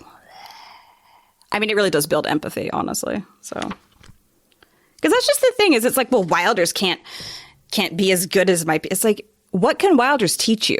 Like, you're missing out on so much. Not just like not having your soul corroded by hate, but like techniques for channeling, right? Like, there's so much lost by this attitude. And you know what you would imagine that, so when I said I would talk about all of like the lost talents and everything, like, you know, like before now, you know, in earlier books when they would talk about, you know, I'm in the eye of the world and in the podcast, and Maureen is musing like, yeah, you know, we haven't had anyone who knows how to travel in so and so amount of years and blah blah blah blah, and you know, they talk about all these wonderful things that was done in the Age of Legends. Right? Why wouldn't you want to learn some new tricks from someone who's not stifled by your rules and your oath rods and your, you know? Because if we haven't figured it out over the last 3,000 years, nobody can. No one else could, right? Yeah. The arrogance. You can find a random Terangrial in a basement, but you can't find a random weave in the head of the woman who's living over that basement. Right. Okay. I love this little foresight. I think Sareitha's like complaining about the kin, and she says any woman who maintains she was put out of the tower over 300 years ago will claim anything. And this idea that she can't accept that they're older, and therefore they must be lying. Therefore they're not trustworthy. Therefore, right? But it's like you're just missing that they didn't swear on the oath rod. That's it.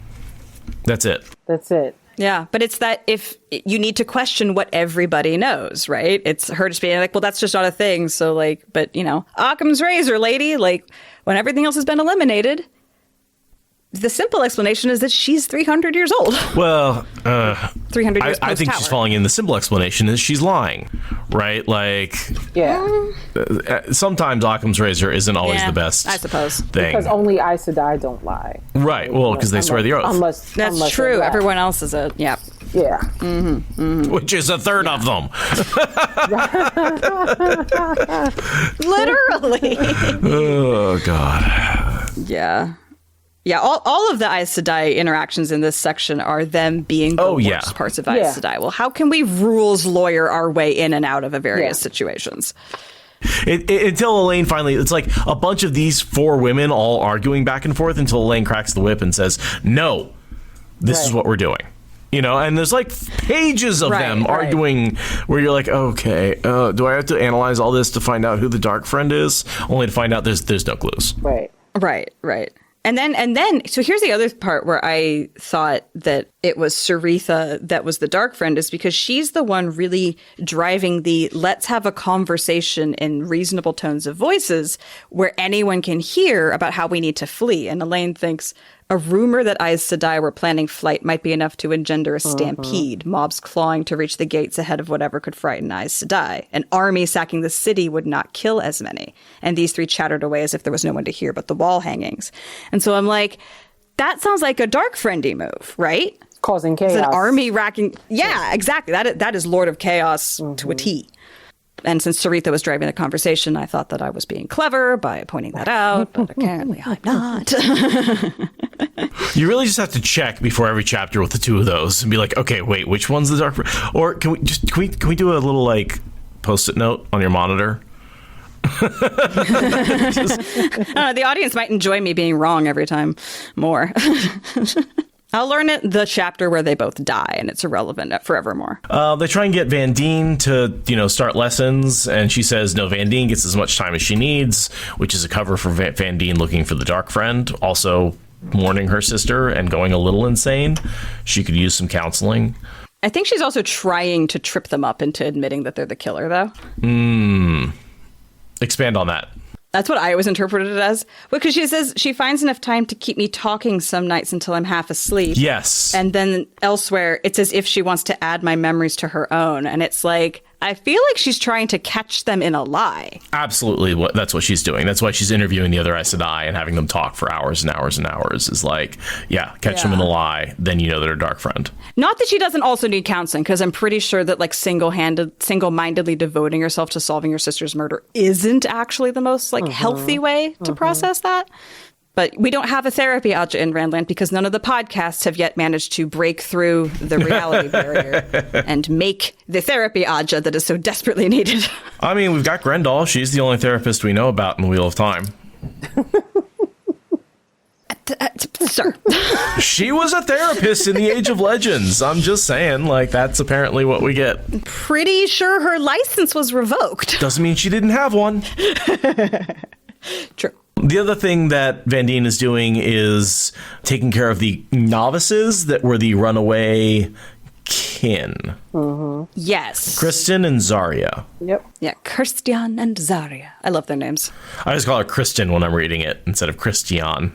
It looks like Kirstian. Yeah, that's how the audiobook says it. But I'd be fine if it was Christian, like in The Expanse. I'd be okay with that too. But yeah, these are the ones who are super old. Yeah. And they're both runaways. So that's why they're in white. As opposed to just being hopeful novices, they are back on the straight and narrow. They're treating them like recent runaways, not runaways from 300 years ago. Right. I don't know how they bend their personalities to fit into that mold so quickly after centuries of freedom. The only thing I can think is that because of the way the kin work, they've started over many, many times. And the starting over makes them used to being apprentices. Oh, that's a good point, actually, because they had to be apprentices in whatever trades they picked up on their new life. So it's just the hardest apprenticeship they've ever done, but it's like the 7th also, so they know this routine. Okay, you're right. I hadn't considered that because I'm like, I need like a week to adjust from coming back from vacation. Like, I'm not gonna, I don't know where they're finding this, but you're right. The flexibility is practiced. Well, and I feel like I've worked so many jobs in my lifespan. I was doing the math, and it's ridiculous how many times I've started a new career. And yeah, being a learner and an apprentice and new at your job is a skill in and of itself. How do you get good at a new job? How do you become a good apprentice? How do you learn? How do you pay attention? How do you fit into the culture? All of that is a skill that a lot of people don't need very often. But, I feel like that's something that especially with the way job hopping has become a popular thing. And just, man, we're told to find a career when we're 18, and it's like, man, what if you don't like the first couple of careers you're in? You got to start over, and that's a whole nother skill. And you don't know. Like, I was watching, I saw some TikTokers saying, like, 200 years ago, we were all farmers. There was no career choices. You did what you did that you were born into, and it sucked. And now we have specialized in so many different aspects of life that just figuring out what you want to do, you got to try 3 or 4 different things.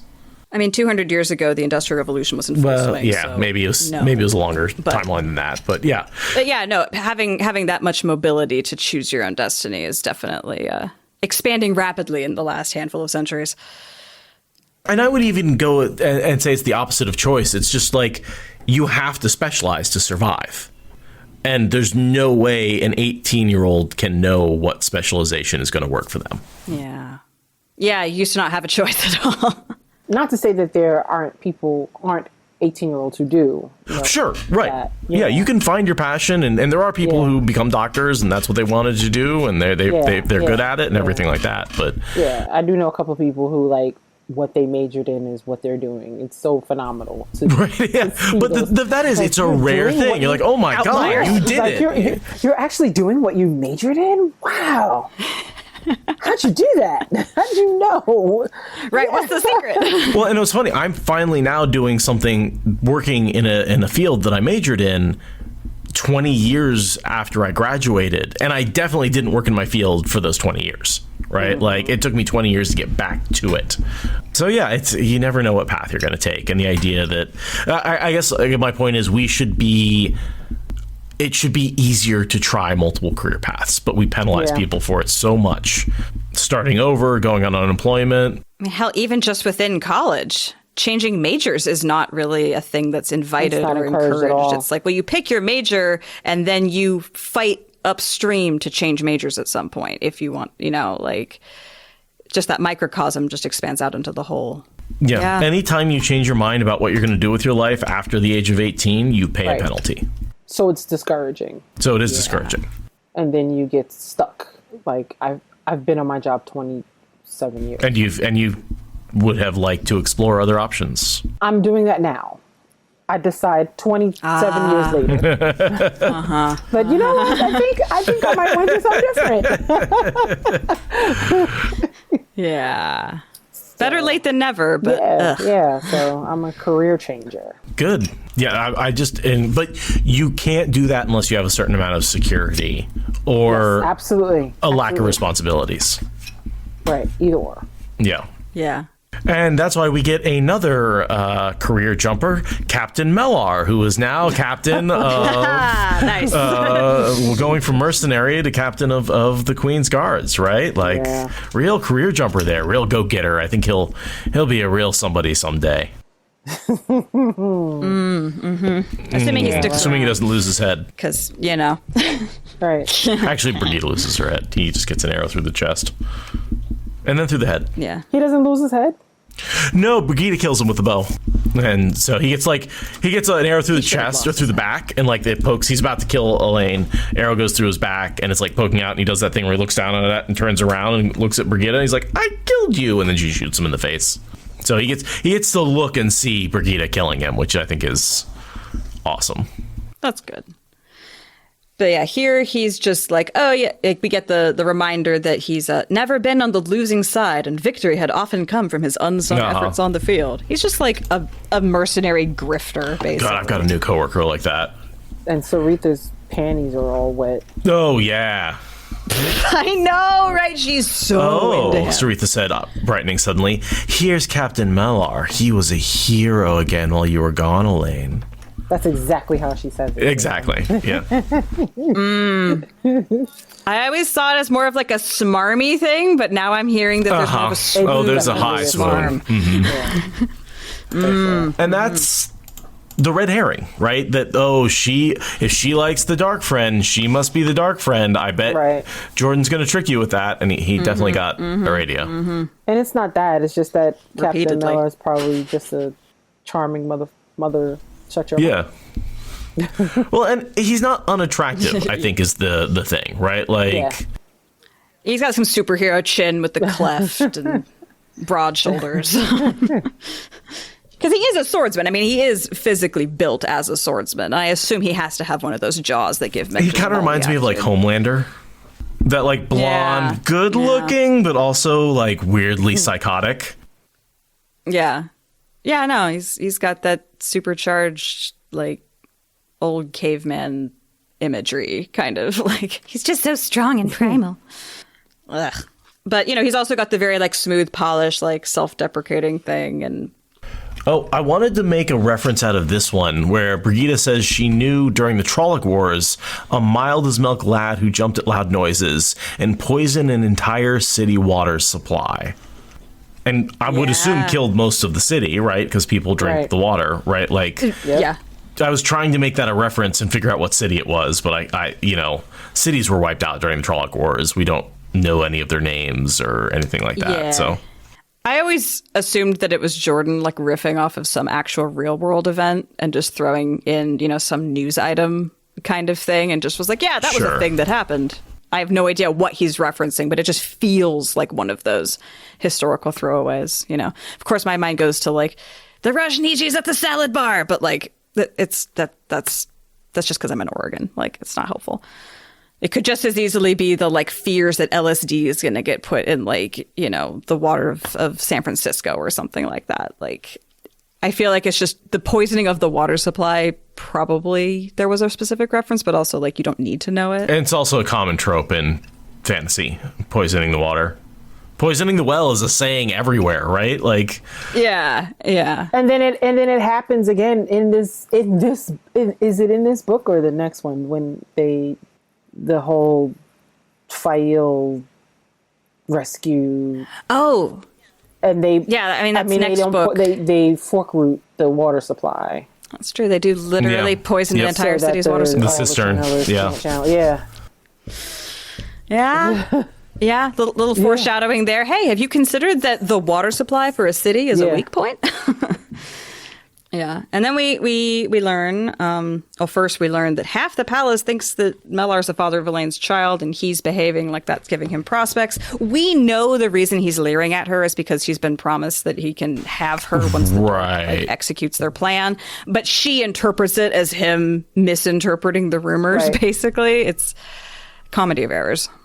And then we learn about the actual reason why we're talking about him, which is that he led a sortie out of the gate, risked the city, and brought in a bunch of potential traitors and is expecting to be praised for it.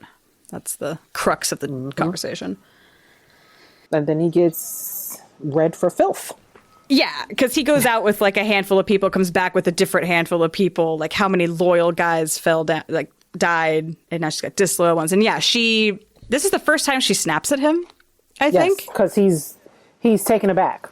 Right. And then Sareitha's like, did you have to embarrass him in front of us? I'm so sensitive to this man's emotions. She was definitely speaking up for her man. Yeah. She's like, I think his little feelings got hurt. Yeah, and then so he stalks off, and then Elaine's immediate thought is not, I should fire this abusive, dangerous person. Her immediate thought is, I should warn all of his employees not to be alone with him. Or all of my employees not to be alone with him. And it's just like, you're the employer! Fire him! So he rides out. He sees Lord Luan's men because he recognizes the mercenary in charge of the group. Now, Lord Luhan ends up he's a supporter of Dylan. He ends up coming to Elaine's cause later, after it's clear she's won, right? But like, he's part of that group that secures her win. Do you think the leader of the 80 was a Dark Friend, and Mellar was bringing in a Dark Friend to help him, or do you think it was just him trying to look like a hero? Like what? Because like whenever Mellar goes and rides out and does something, I have to assume it's for other Dark Friends. I always felt like he was making sure that he had people loyal to him around him. So, Dark Friend or not, they have a personal loyalty. And being a Dark Friend is helpful. Okay, because I was trying to make something with this Accan dude, Accan. I was trying to make him some sort of like also Dark Friend, but if he's just... There's no reference to him other than in this chapter. This is the only time he comes up. So it's hard to be like, oh, maybe he was known beforehand. It seems like he's just Lord Lewin's man and just a mercenary. Yeah, I always interpreted it as Mellar is doing anything he can to destabilize Elaine's city and secondarily to gain personal loyalty. So it doesn't have to be for a Dark Friend as long as it introduces chaos into what she's trying to do. And you never know, there might be some Dark Friends scattered in there later, but I hadn't even thought to look up if this Lord ends up being a good guy or not. Yeah, I always figured it was mostly Mellar just being like, ooh, an opportunity for me to destabilize the situation. I'll take it. But he has a good excuse, right? He's like, oh, I know this guy and that guy, and it's all going to be fine. And Elaine's just like, that is a bunch of stuff and nonsense, smoke and mirrors. Like, no, you just brought disloyal people into my space. Yeah, especially since Lord Luon has not declared yet. He will, but he's pro-Dylan, not pro-Elaine. Which is in that weird group that sort of sits on the side that are like, yeah, I mean, we want Dylan to be queen, and I know she supports Elaine, so we're not going to pledge for anybody else. But we don't like Elaine. Usually those are the people who were wronged by Trakand at one point and are like, yeah, we don't support her. Like, we don't support that idiot Aramilla, but we don't support Trakand anymore either. Yeah, and Mellar is running the arson campaign throughout the city. So there could be like Dark Friend hands coming in this group. Maybe he might have been told like, oh yeah, let in as many parties as you can. We're going to be getting you some extra boots on the ground to be doing your arson campaign with. But I don't see the leadership of this group as being particularly suspect. And then we find out that Elaine is apparently a Lannister. She's got the hair for it. She always pays her debts. The Lannister always pays their debts. Yeah. So red, gold, lion, debt paying. Yeah. What the fuck? Look at that, Martin. No, there's definitely a parallel there. Yeah. Yeah. And we know which book came first. So I'm just glad that Elaine's not trying to bang Galad or Gawain. Oh my god. But Rand is worried that he's trying to bang her when they're too closely related. Yeah, there is so a little we do bit have of a hint of incest. Yeah. Just Oh a man, can you imagine how much we would hate Gawain if he was also sleeping with his sister? Well, a lot more of the hate directed at Elaine would feel justified if that was the case. Yeah, that's true. That's true. I was going to say, I think I really strongly dislike both of them. They were sleeping together. Yeah. But yeah, the parallels are there, definitely, between Cersei and Elaine, I guess is what you'd have to put it on. And yeah. Yeah. And then Galad and Jaime. And Jaime loses, they both lose a hand. They're both excellent swordsmen. Yeah. There's a lot of parallels there. Incredibly handsome. Yep. And, quintessential the paladin. good, everyone thinks they're a good person, right? Kinslayer. So. No, yeah. Yeah. Kingslayer. Right. I always read that wrong when I was reading it. I always thought it was Kinslayer. It never made sense. You know why? Because Lewis Theron is a Kinslayer, and Jaime was the Kingslayer, but I read it as Kinslayer because, I mean, hell, when I was watching the show, I could barely hear the G. I kept being confused. Is it Kin or is it King? That's probably because I have audio processing issues, but like, it's hard. It's when you're trained on Wheel of Time, like. That's why I always use closed captions. Oh yeah. Yep. I am so hyperlexic that I hate captions with a burning passion, so I'm in a real catch-22 on that. It's almost like I prefer foreign movies because I have to have the subtitles on, and it's not like I'm trying to switch my attention, but I just miss dialogue. It's just what I just live with it. Oh, what did I learn recently? I was watching The Neverending Story again, which I haven't watched in forever. Love that show. Love that movie, I mean. There's a scene where Atreyu is talking to Morla, the Ancient One, who's a turtle. And the turtle's sneezing, right? And Atreyu goes, what's wrong? And the turtle goes, I'm allergic to, and I heard my whole life, you, right? I'm allergic to you. That's not what he says. He's Morla, the Ancient One. He's old. He's allergic to youth. Like young people. And so he says, I'm allergic to youth because Atreyu is a young child. And so he's allergic to youth because he's Morla, the Ancient One. And so I put it on closed captioning for the first time and saw that and was like, I've been wrong about one of my favorite. I've quoted that line so many times when I'm sneezing, and somebody's like, "Oh, you're allergic to something?" And yeah, I'm allergic to you. I'm like, and no one knew what I meant because it's not even the fucking quote from the line. Yeah,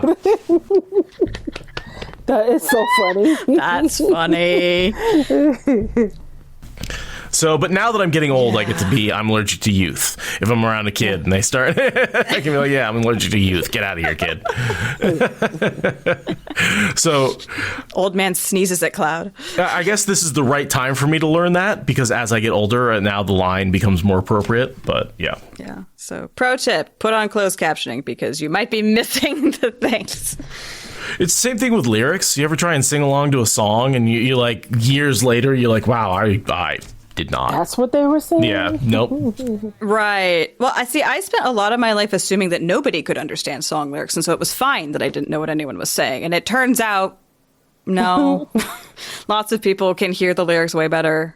I listened to this, I saw this random video the other day of a song that was released in Italy, like in the mid-century, last century. It was like just with gibberish. Yeah, I've seen that. Because they figured that it would be just as popular to the Italian audiences if it just sounded vaguely like English. And I listened to it and I'm like, that's how all songs sound to me. Like, with Broadway recordings are obviously an exception because theater people enunciate, but like,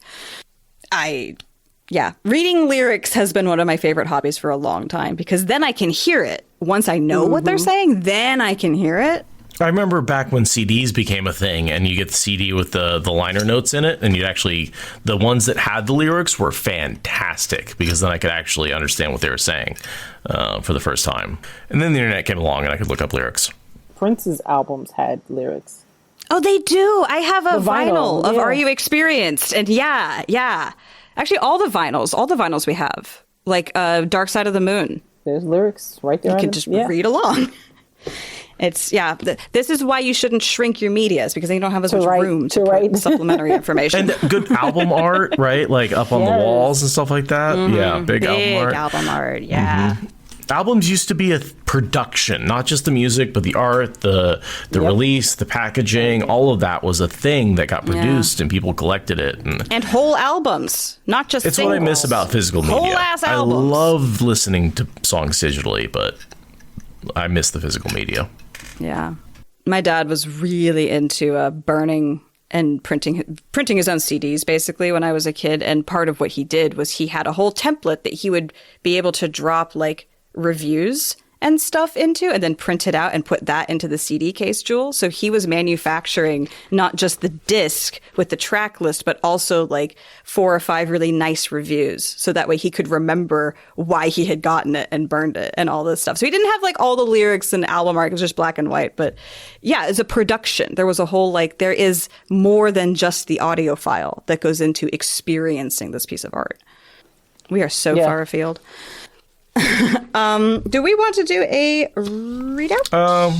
I'm gonna find a hot bath now, unless one of you wants to scrub my back. I'm out of here.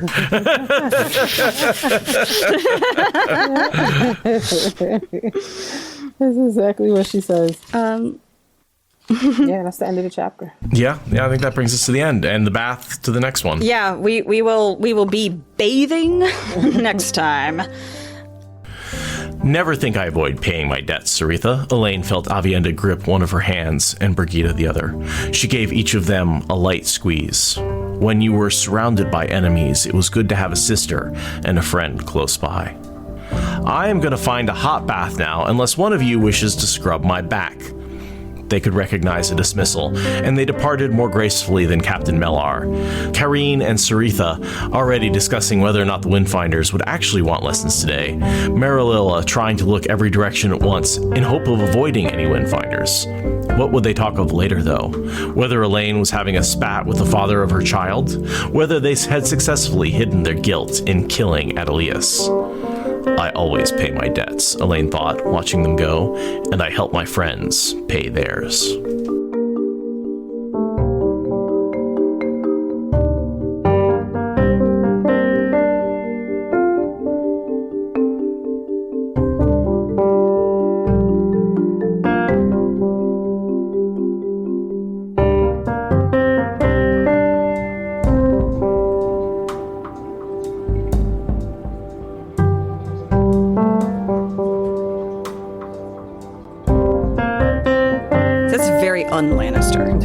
Yeah, the helping the friends pay theirs. Yeah. Yeah. Lannisters don't have friends. Friends, right.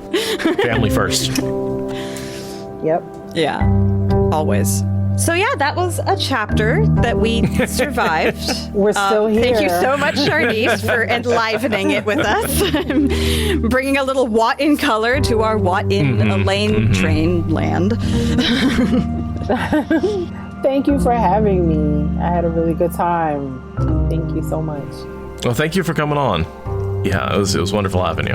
And I do, again, really encourage the audience to go check out WoT In Color, because you have never read Eye of the World like Kiva has. I promise No one you. has. No one has. Oh, that's great. I love new perspectives. That's really makes a difference, especially on something like that we've tread and retread so many times. Mm-hmm. Yeah, I'm just like, sometimes the podcasts start up and I'm just like, man, get to like book 5 where like not all the podcasts have been, but then it's like when the Quarry Road becomes a completely new scene that you've never seen before. It's like, okay, all right, no, keep you. This is fine. Mm-hmm. You're adding value to the Wheel of Time community.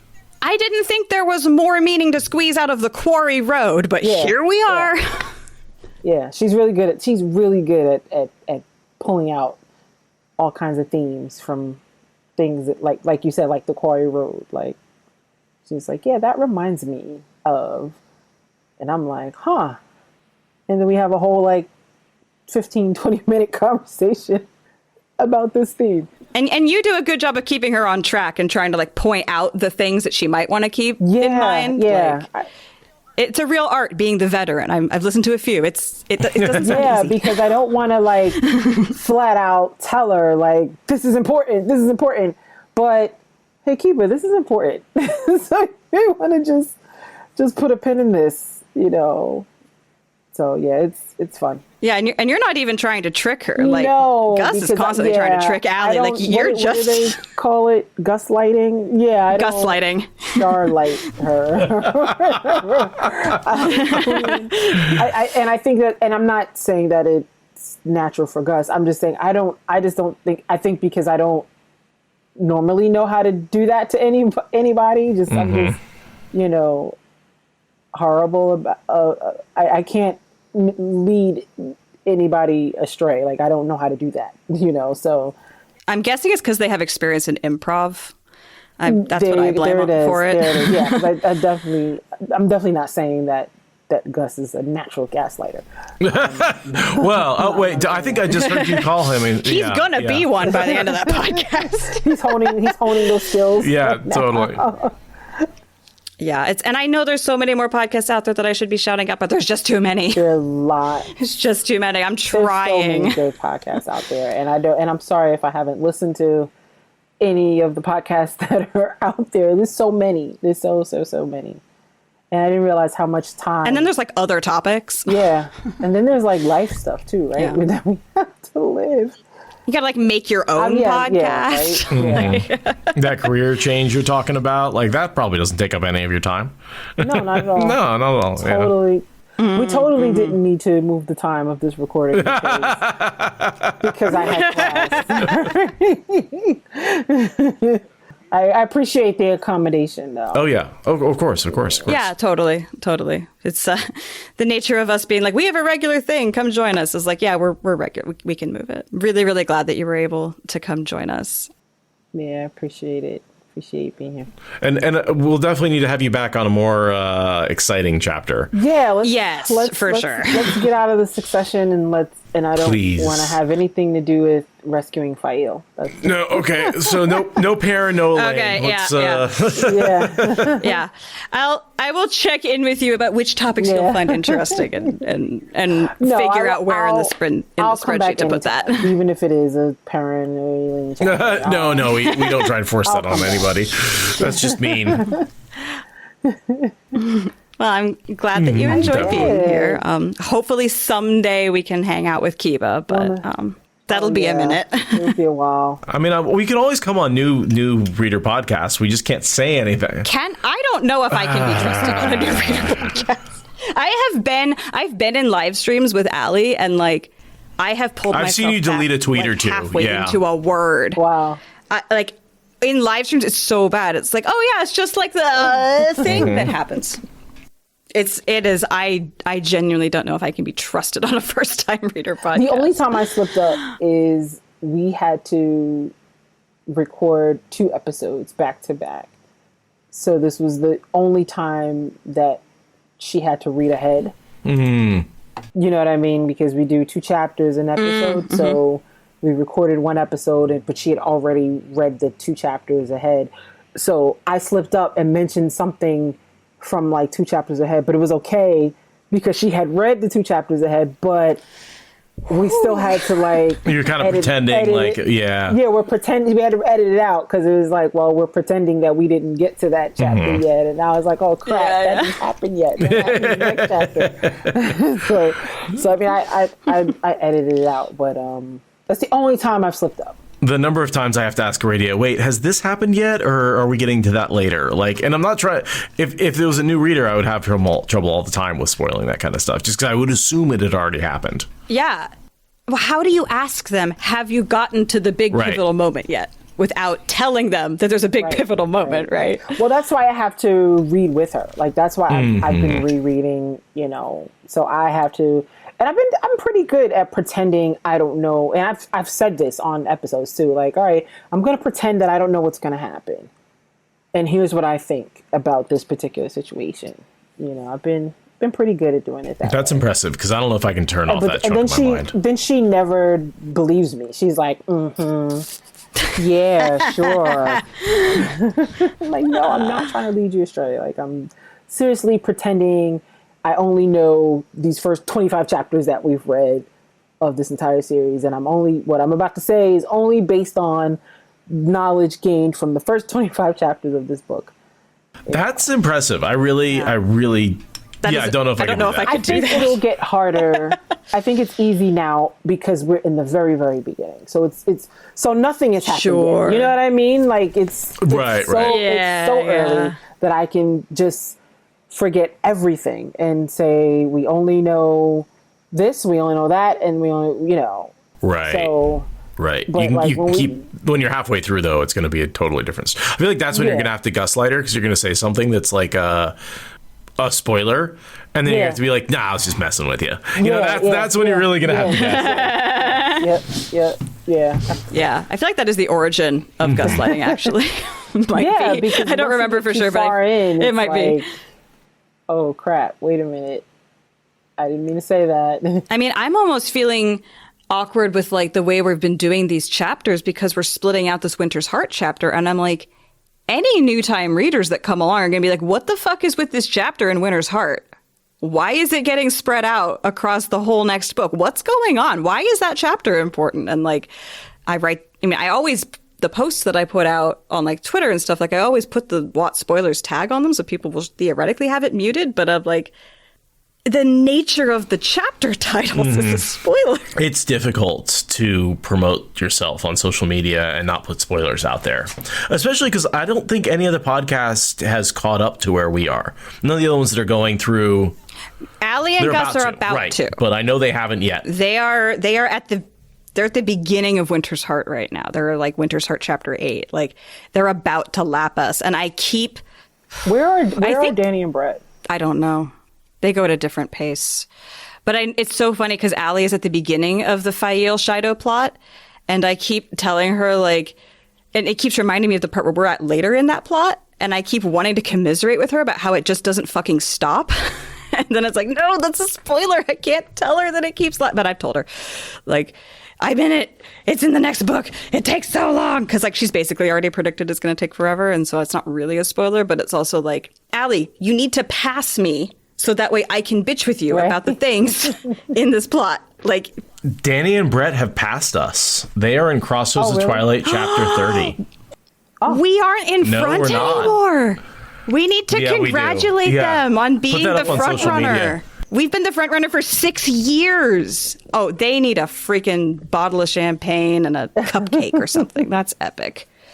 Someone make a note. That deserves congratulations because I don't think that was in question until recently. Let's see, when did they pass us? Because they started Crossroads February 17th.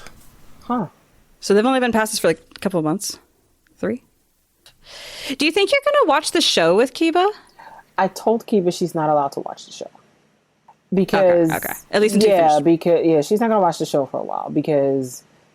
At least until she's a couple of books in, I feel like, because watching Lesbian Nerdy and Addison from Everyday Negroes, Addison watched the show before reading the book. Okay. And I told Kiba she couldn't watch Nerdy Negroes. She couldn't watch it because Addison knew some things. Because in the show we get characters introduced that aren't in book 1. You know what I mean? Like so, you know, if Kiba watched the show, then you know, well, who was Leandrin and you know all of these Aes Sedai in you know in the Eye of the World, the only Aes Sedai is Mari, right? And in the show we meet a whole bunch of different Aes Sedai, you know. Different Ajas. We see the White Tower. We don't see the White Tower. We don't see Tarvalon in the Eye of the World. You know, even though she thinks that we're going to get there. Poor thing. I know. I'm so heartbroken for her. Poor thing. So no, she can't watch. That makes sense because it'll even though the show as different as the show is, I feel like it'll still spoil the experience for her. Yeah. That makes sense because they're setting up for events that are in books 2, 3, and 4. So yeah, you'd want to be past there in order to really like know the groundwork that they're laying. Yeah. Yeah. And just FYI, it looks like Brad and Dani passed us on January 13th when they released Winter's Heart chapter 27 and 28. And we had released on January 12th, the day before, chapter 26. Huh. That's the point where we cross. So like, early January at some point, depending on exactly, because they released 2 chapters at once. So they sort of bumped up, and they were doing that, and that's why they passed this because they're releasing. Oh man, they're doing like 4 a week, right? Because they're releasing 2 episodes a week, each one with 2 chapters. And so whereas we're down to 1 a week. 1 chapter a week. Although we do release a doubleheader every once in a while, like next week. Will be a doubleheader. This book is such a doubleheader book. But we got to make a good old. So we have to make a congratulation for them, and then we have to calculate when all the other ones are likely to, so we know when to watch. When are you passing us? I just want to crunch all the data about these fucking podcasts. That's amazing. They're now ahead of us. That's. Wow. We've been, like I said, we've been ahead for such a long time. Yeah. Well, if you and Patrick had stayed at when you guys were first doing it, it was 4 chapters a week. Yeah. Well, we recorded for a week, but I released 3, which gave us that buffer because then we could skip recording every once in a while. Yeah. So we never went faster than 3 episodes a week, I don't think, or 3 chapters a week as a release schedule. Oh, yeah, because you would record 4 a week, but you'd actually release 3 a week because, again, Patrick was not reliable enough to God, those they were were such very short short. episodes. Yeah, some of them would be 30 to 45 minutes long. Yeah, Ridiculous. Wow, how do you do that? That's so. They didn't know what they wanted out of it. we very quickly expanded to more. Really? Okay. Yeah. And then they let me in. And Oh yeah, shit now got I don't real, think we real have an close. episode under an hour and a half. Yeah. Yeah. Like once the Discord chat got involved, which was like I got in there right at the beginning. The episode started getting longer, and then I guested on it, but yeah, early days. Like part of me really wants to go back through all the old episodes, like with someone who's also a fan, and be like, remember when we were young and hadn't met yet and didn't know anything about the fandom, and this was the only content we were listening to? Because it'll be funny to hear, like, how much could we expand that, right? Like, if we went back now, I'm sure that I wouldn't be able to get through Eye of the World in less than, like, 8 hours a chapter, you know? Like... Yeah, it would be, maybe first episodes might be interesting to re-record. I mean, you didn't know what you were trying to get out of it. All you knew was you wanted a space where you could talk spoilers without getting yelled at. Like, It would...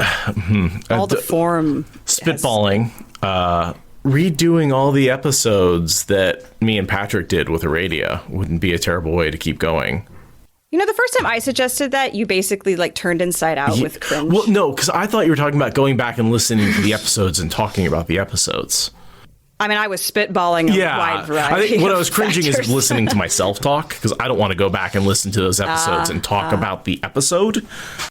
Oh, you're saying, like, literally redo them? Yeah, literally, Just, like redo them, like what me and Aradia would do, because we didn't do it. I did it with Patrick. Well, see, I'm the kind of person that hates finishing things at the actual end. I like finishing things in the middle. So it would make total sense if we got to Right the back end to and the we just went beginning. right back around to the beginning, and then stopped at, like, book 5, just, like, mid-book. Just like, we're right, we're good. Anyway, just a That's so thought. funny. One other thing I do want to plug before we stop recording is that WotCon is happening soon. We talked about that at the top of the episode. And there's a couple things. One is there's a GoFundMe to get Lesbian Nerdy over here, because it costs a lot to haul your ass over the entire ocean. And one person can't be responsible for that multiple years in a row. Yeah. And she came last year and it was amazing. She wants to come this year. So there's a GoFundMe for her. So do your thing, community. The link for that will be in the description. And also... a bunch of people who are going to WotCon, so there's a dance party, right, on Saturday night, and a bunch of us are going to go in drag, specifically. We are starting to coordinate, like, a drag theme. Aw, I'm so not jealous right now. I'm so not jealous. It's partially because, like, Ohio's being all, like, you know, ridiculous, but also just because it's fun. And so, yeah. If you're coming to WotCon, maybe consider doing a little gender bending with your dance party outfit, because there will be a lot of us. So much fun. And, like, I've never done drag, so I don't know what's going to happen. But Oh, I have. It's fun. More as a, like, college age dumb. This is what drives me nuts about the laws being passed, is like so many of these straight dudes who are terrified of it dressed up in drag as a joke in college, you know? And like, yeah, it's not real, but we're going to do drag for funsies. And so, just heads up to everyone for your costume planning purposes. And if you have a dress that'll fit me in the shoulders, let me know, because I have never been able to find one. Sounds like you have to get a dress made. I might have to. I do. You know, Liesel, who made my Gleeman cloak, could probably be quite good at that. I might have to talk to her. Although last time I talked to her, she's like, I'm drowning in work. So, well, that means that she needs a product to describe. How else is she going to get all that work not done? Yeah, I have no idea. Like, I've never worn a suit. I have no idea how I'm going to acquire or move one, but it also sounds like fun. So I've worn enough dresses. I know what dresses on me look like. Going full suit. I mean, technically I'm non-binary, so I can dress in anything and it's technically subversive. But I've worn a lot of dresses and I've never worn a suit. So are you going like bowler cap, like old? I have no idea. Okay. I need to go like make a Pinterest vision board or something and figure out like what my preferred like drag aesthetic would even be. Like, I don't know. I need a good wig. That's probably my number one, like, if I really wanted to go with drag. Yeah, wigs are a really big part of drag. Because then you could get, because you have the lack of hair that would allow you to really just get I could do any wig I wanted. Truly it was any easy. wig you want. Yeah. But yeah, other than that, I know we've been recording for like ever, so we should probably let our East Coast guest go. Yeah, thank you so much for coming on and staying up late with us.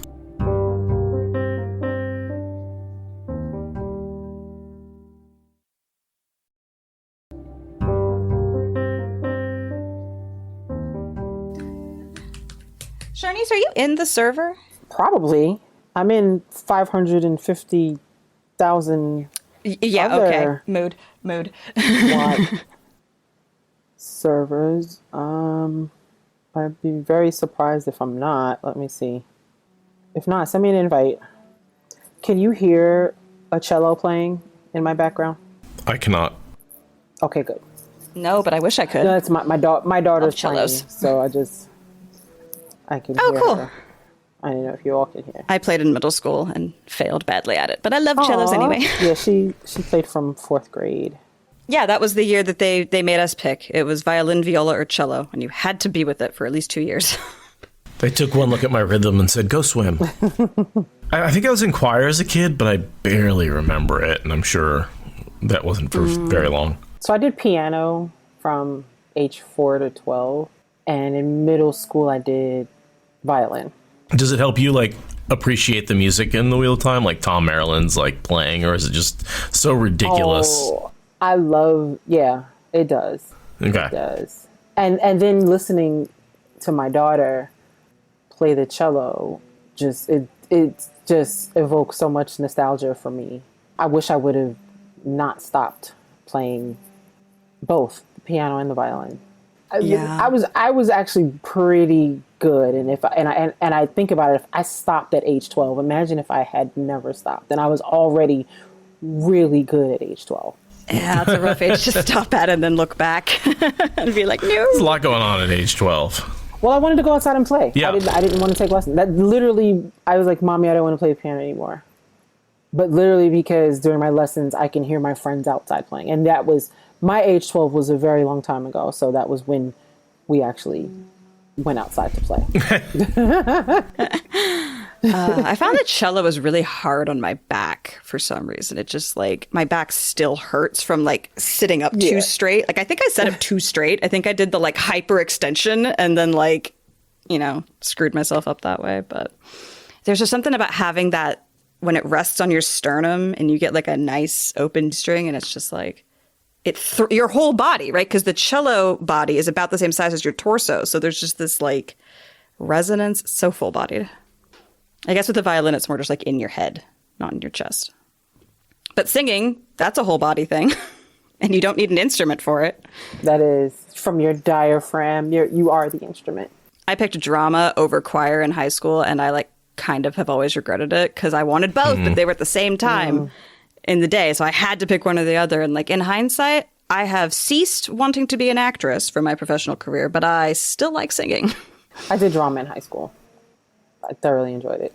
I was convinced I was going to be an actress from like age 2 on through high school. And then my drama teacher was like, so just so you know, like 1% of actors actually makes a living. And then a bunch of other life things happened. And I was like, nah, never mind. But like my whole childhood, I was like, I'm going to be an actress. There's zero other careers that have any hope of catching my eye. Meanwhile, I studied math and science and tried to do anything that I could to make sure that I didn't have to talk in front of people and have lots of people listen to my voice because I found that incredibly embarrassing and thought I would never want to get there. And look at you, podcast. I know, right? It's and yet I find it, it's because I can't see them. It's because see you people, who are listening to me because you put me in front of an audience that is a fraction of the size of the podcast audience, I will freeze up. It's to the point where I can't get words out of my throat. Like it's bad. Yeah. You've seen it, Aradia. Yeah. Yeah. I'm the same way. I don't like being in the spotlight, which is weird because I run a book club. See, for me, crowds are easy because they're all in a mass and they're afraid of being on stage. So they stay over there. And they're glad that you're on stage. And then you can just direct their attention to do whatever you want. You play your role. They don't actually see you. They just see their own terror of being on stage and whatever role you're playing. It's individual people that are difficult because they actually see you, not the role that you're doing. That's how I've always experienced it. I mean, not that my body doesn't still get anxious on stage. There's always that like 10 minutes of like, I have an adrenaline rush and I sound like I'm shaking. But like, that's like physiological. I don't know. But I did have fun in drama though in high school. I really, that was different for me. I wasn't concerned about the audience. I just really enjoyed, yeah. But I too, Seth, am a math and science person. Math is my jam. Is the cleansing not just very mathy, sciencey, physics-y? It's very physics-y. Right? It's very physics-y. Metaphysical. Right. Very metaphysical, but still it feels like it runs on rules and there's these like attractors and, you know, you're creating increased pressure by decreasing volume and you've got flow rates and it's all these things that feel very, very, very physicky to me. But then it's like with magic lights in the sky, and evil. So it's so weird the way Jordan's able to really take his physics and his metaphysics and create what I think is really cool magic systems. Yeah, it made so much sense to me when I learned that Robert Jordan had a physics degree. Right. I'm like, okay, yeah. Oh, it makes sense now. And I was even more like geeked out about these books, learning. Thank you for listening to the Wheel of Time Spoilers podcast. Rate us in the Apple Podcast app or support us on Patreon. Is that good enough?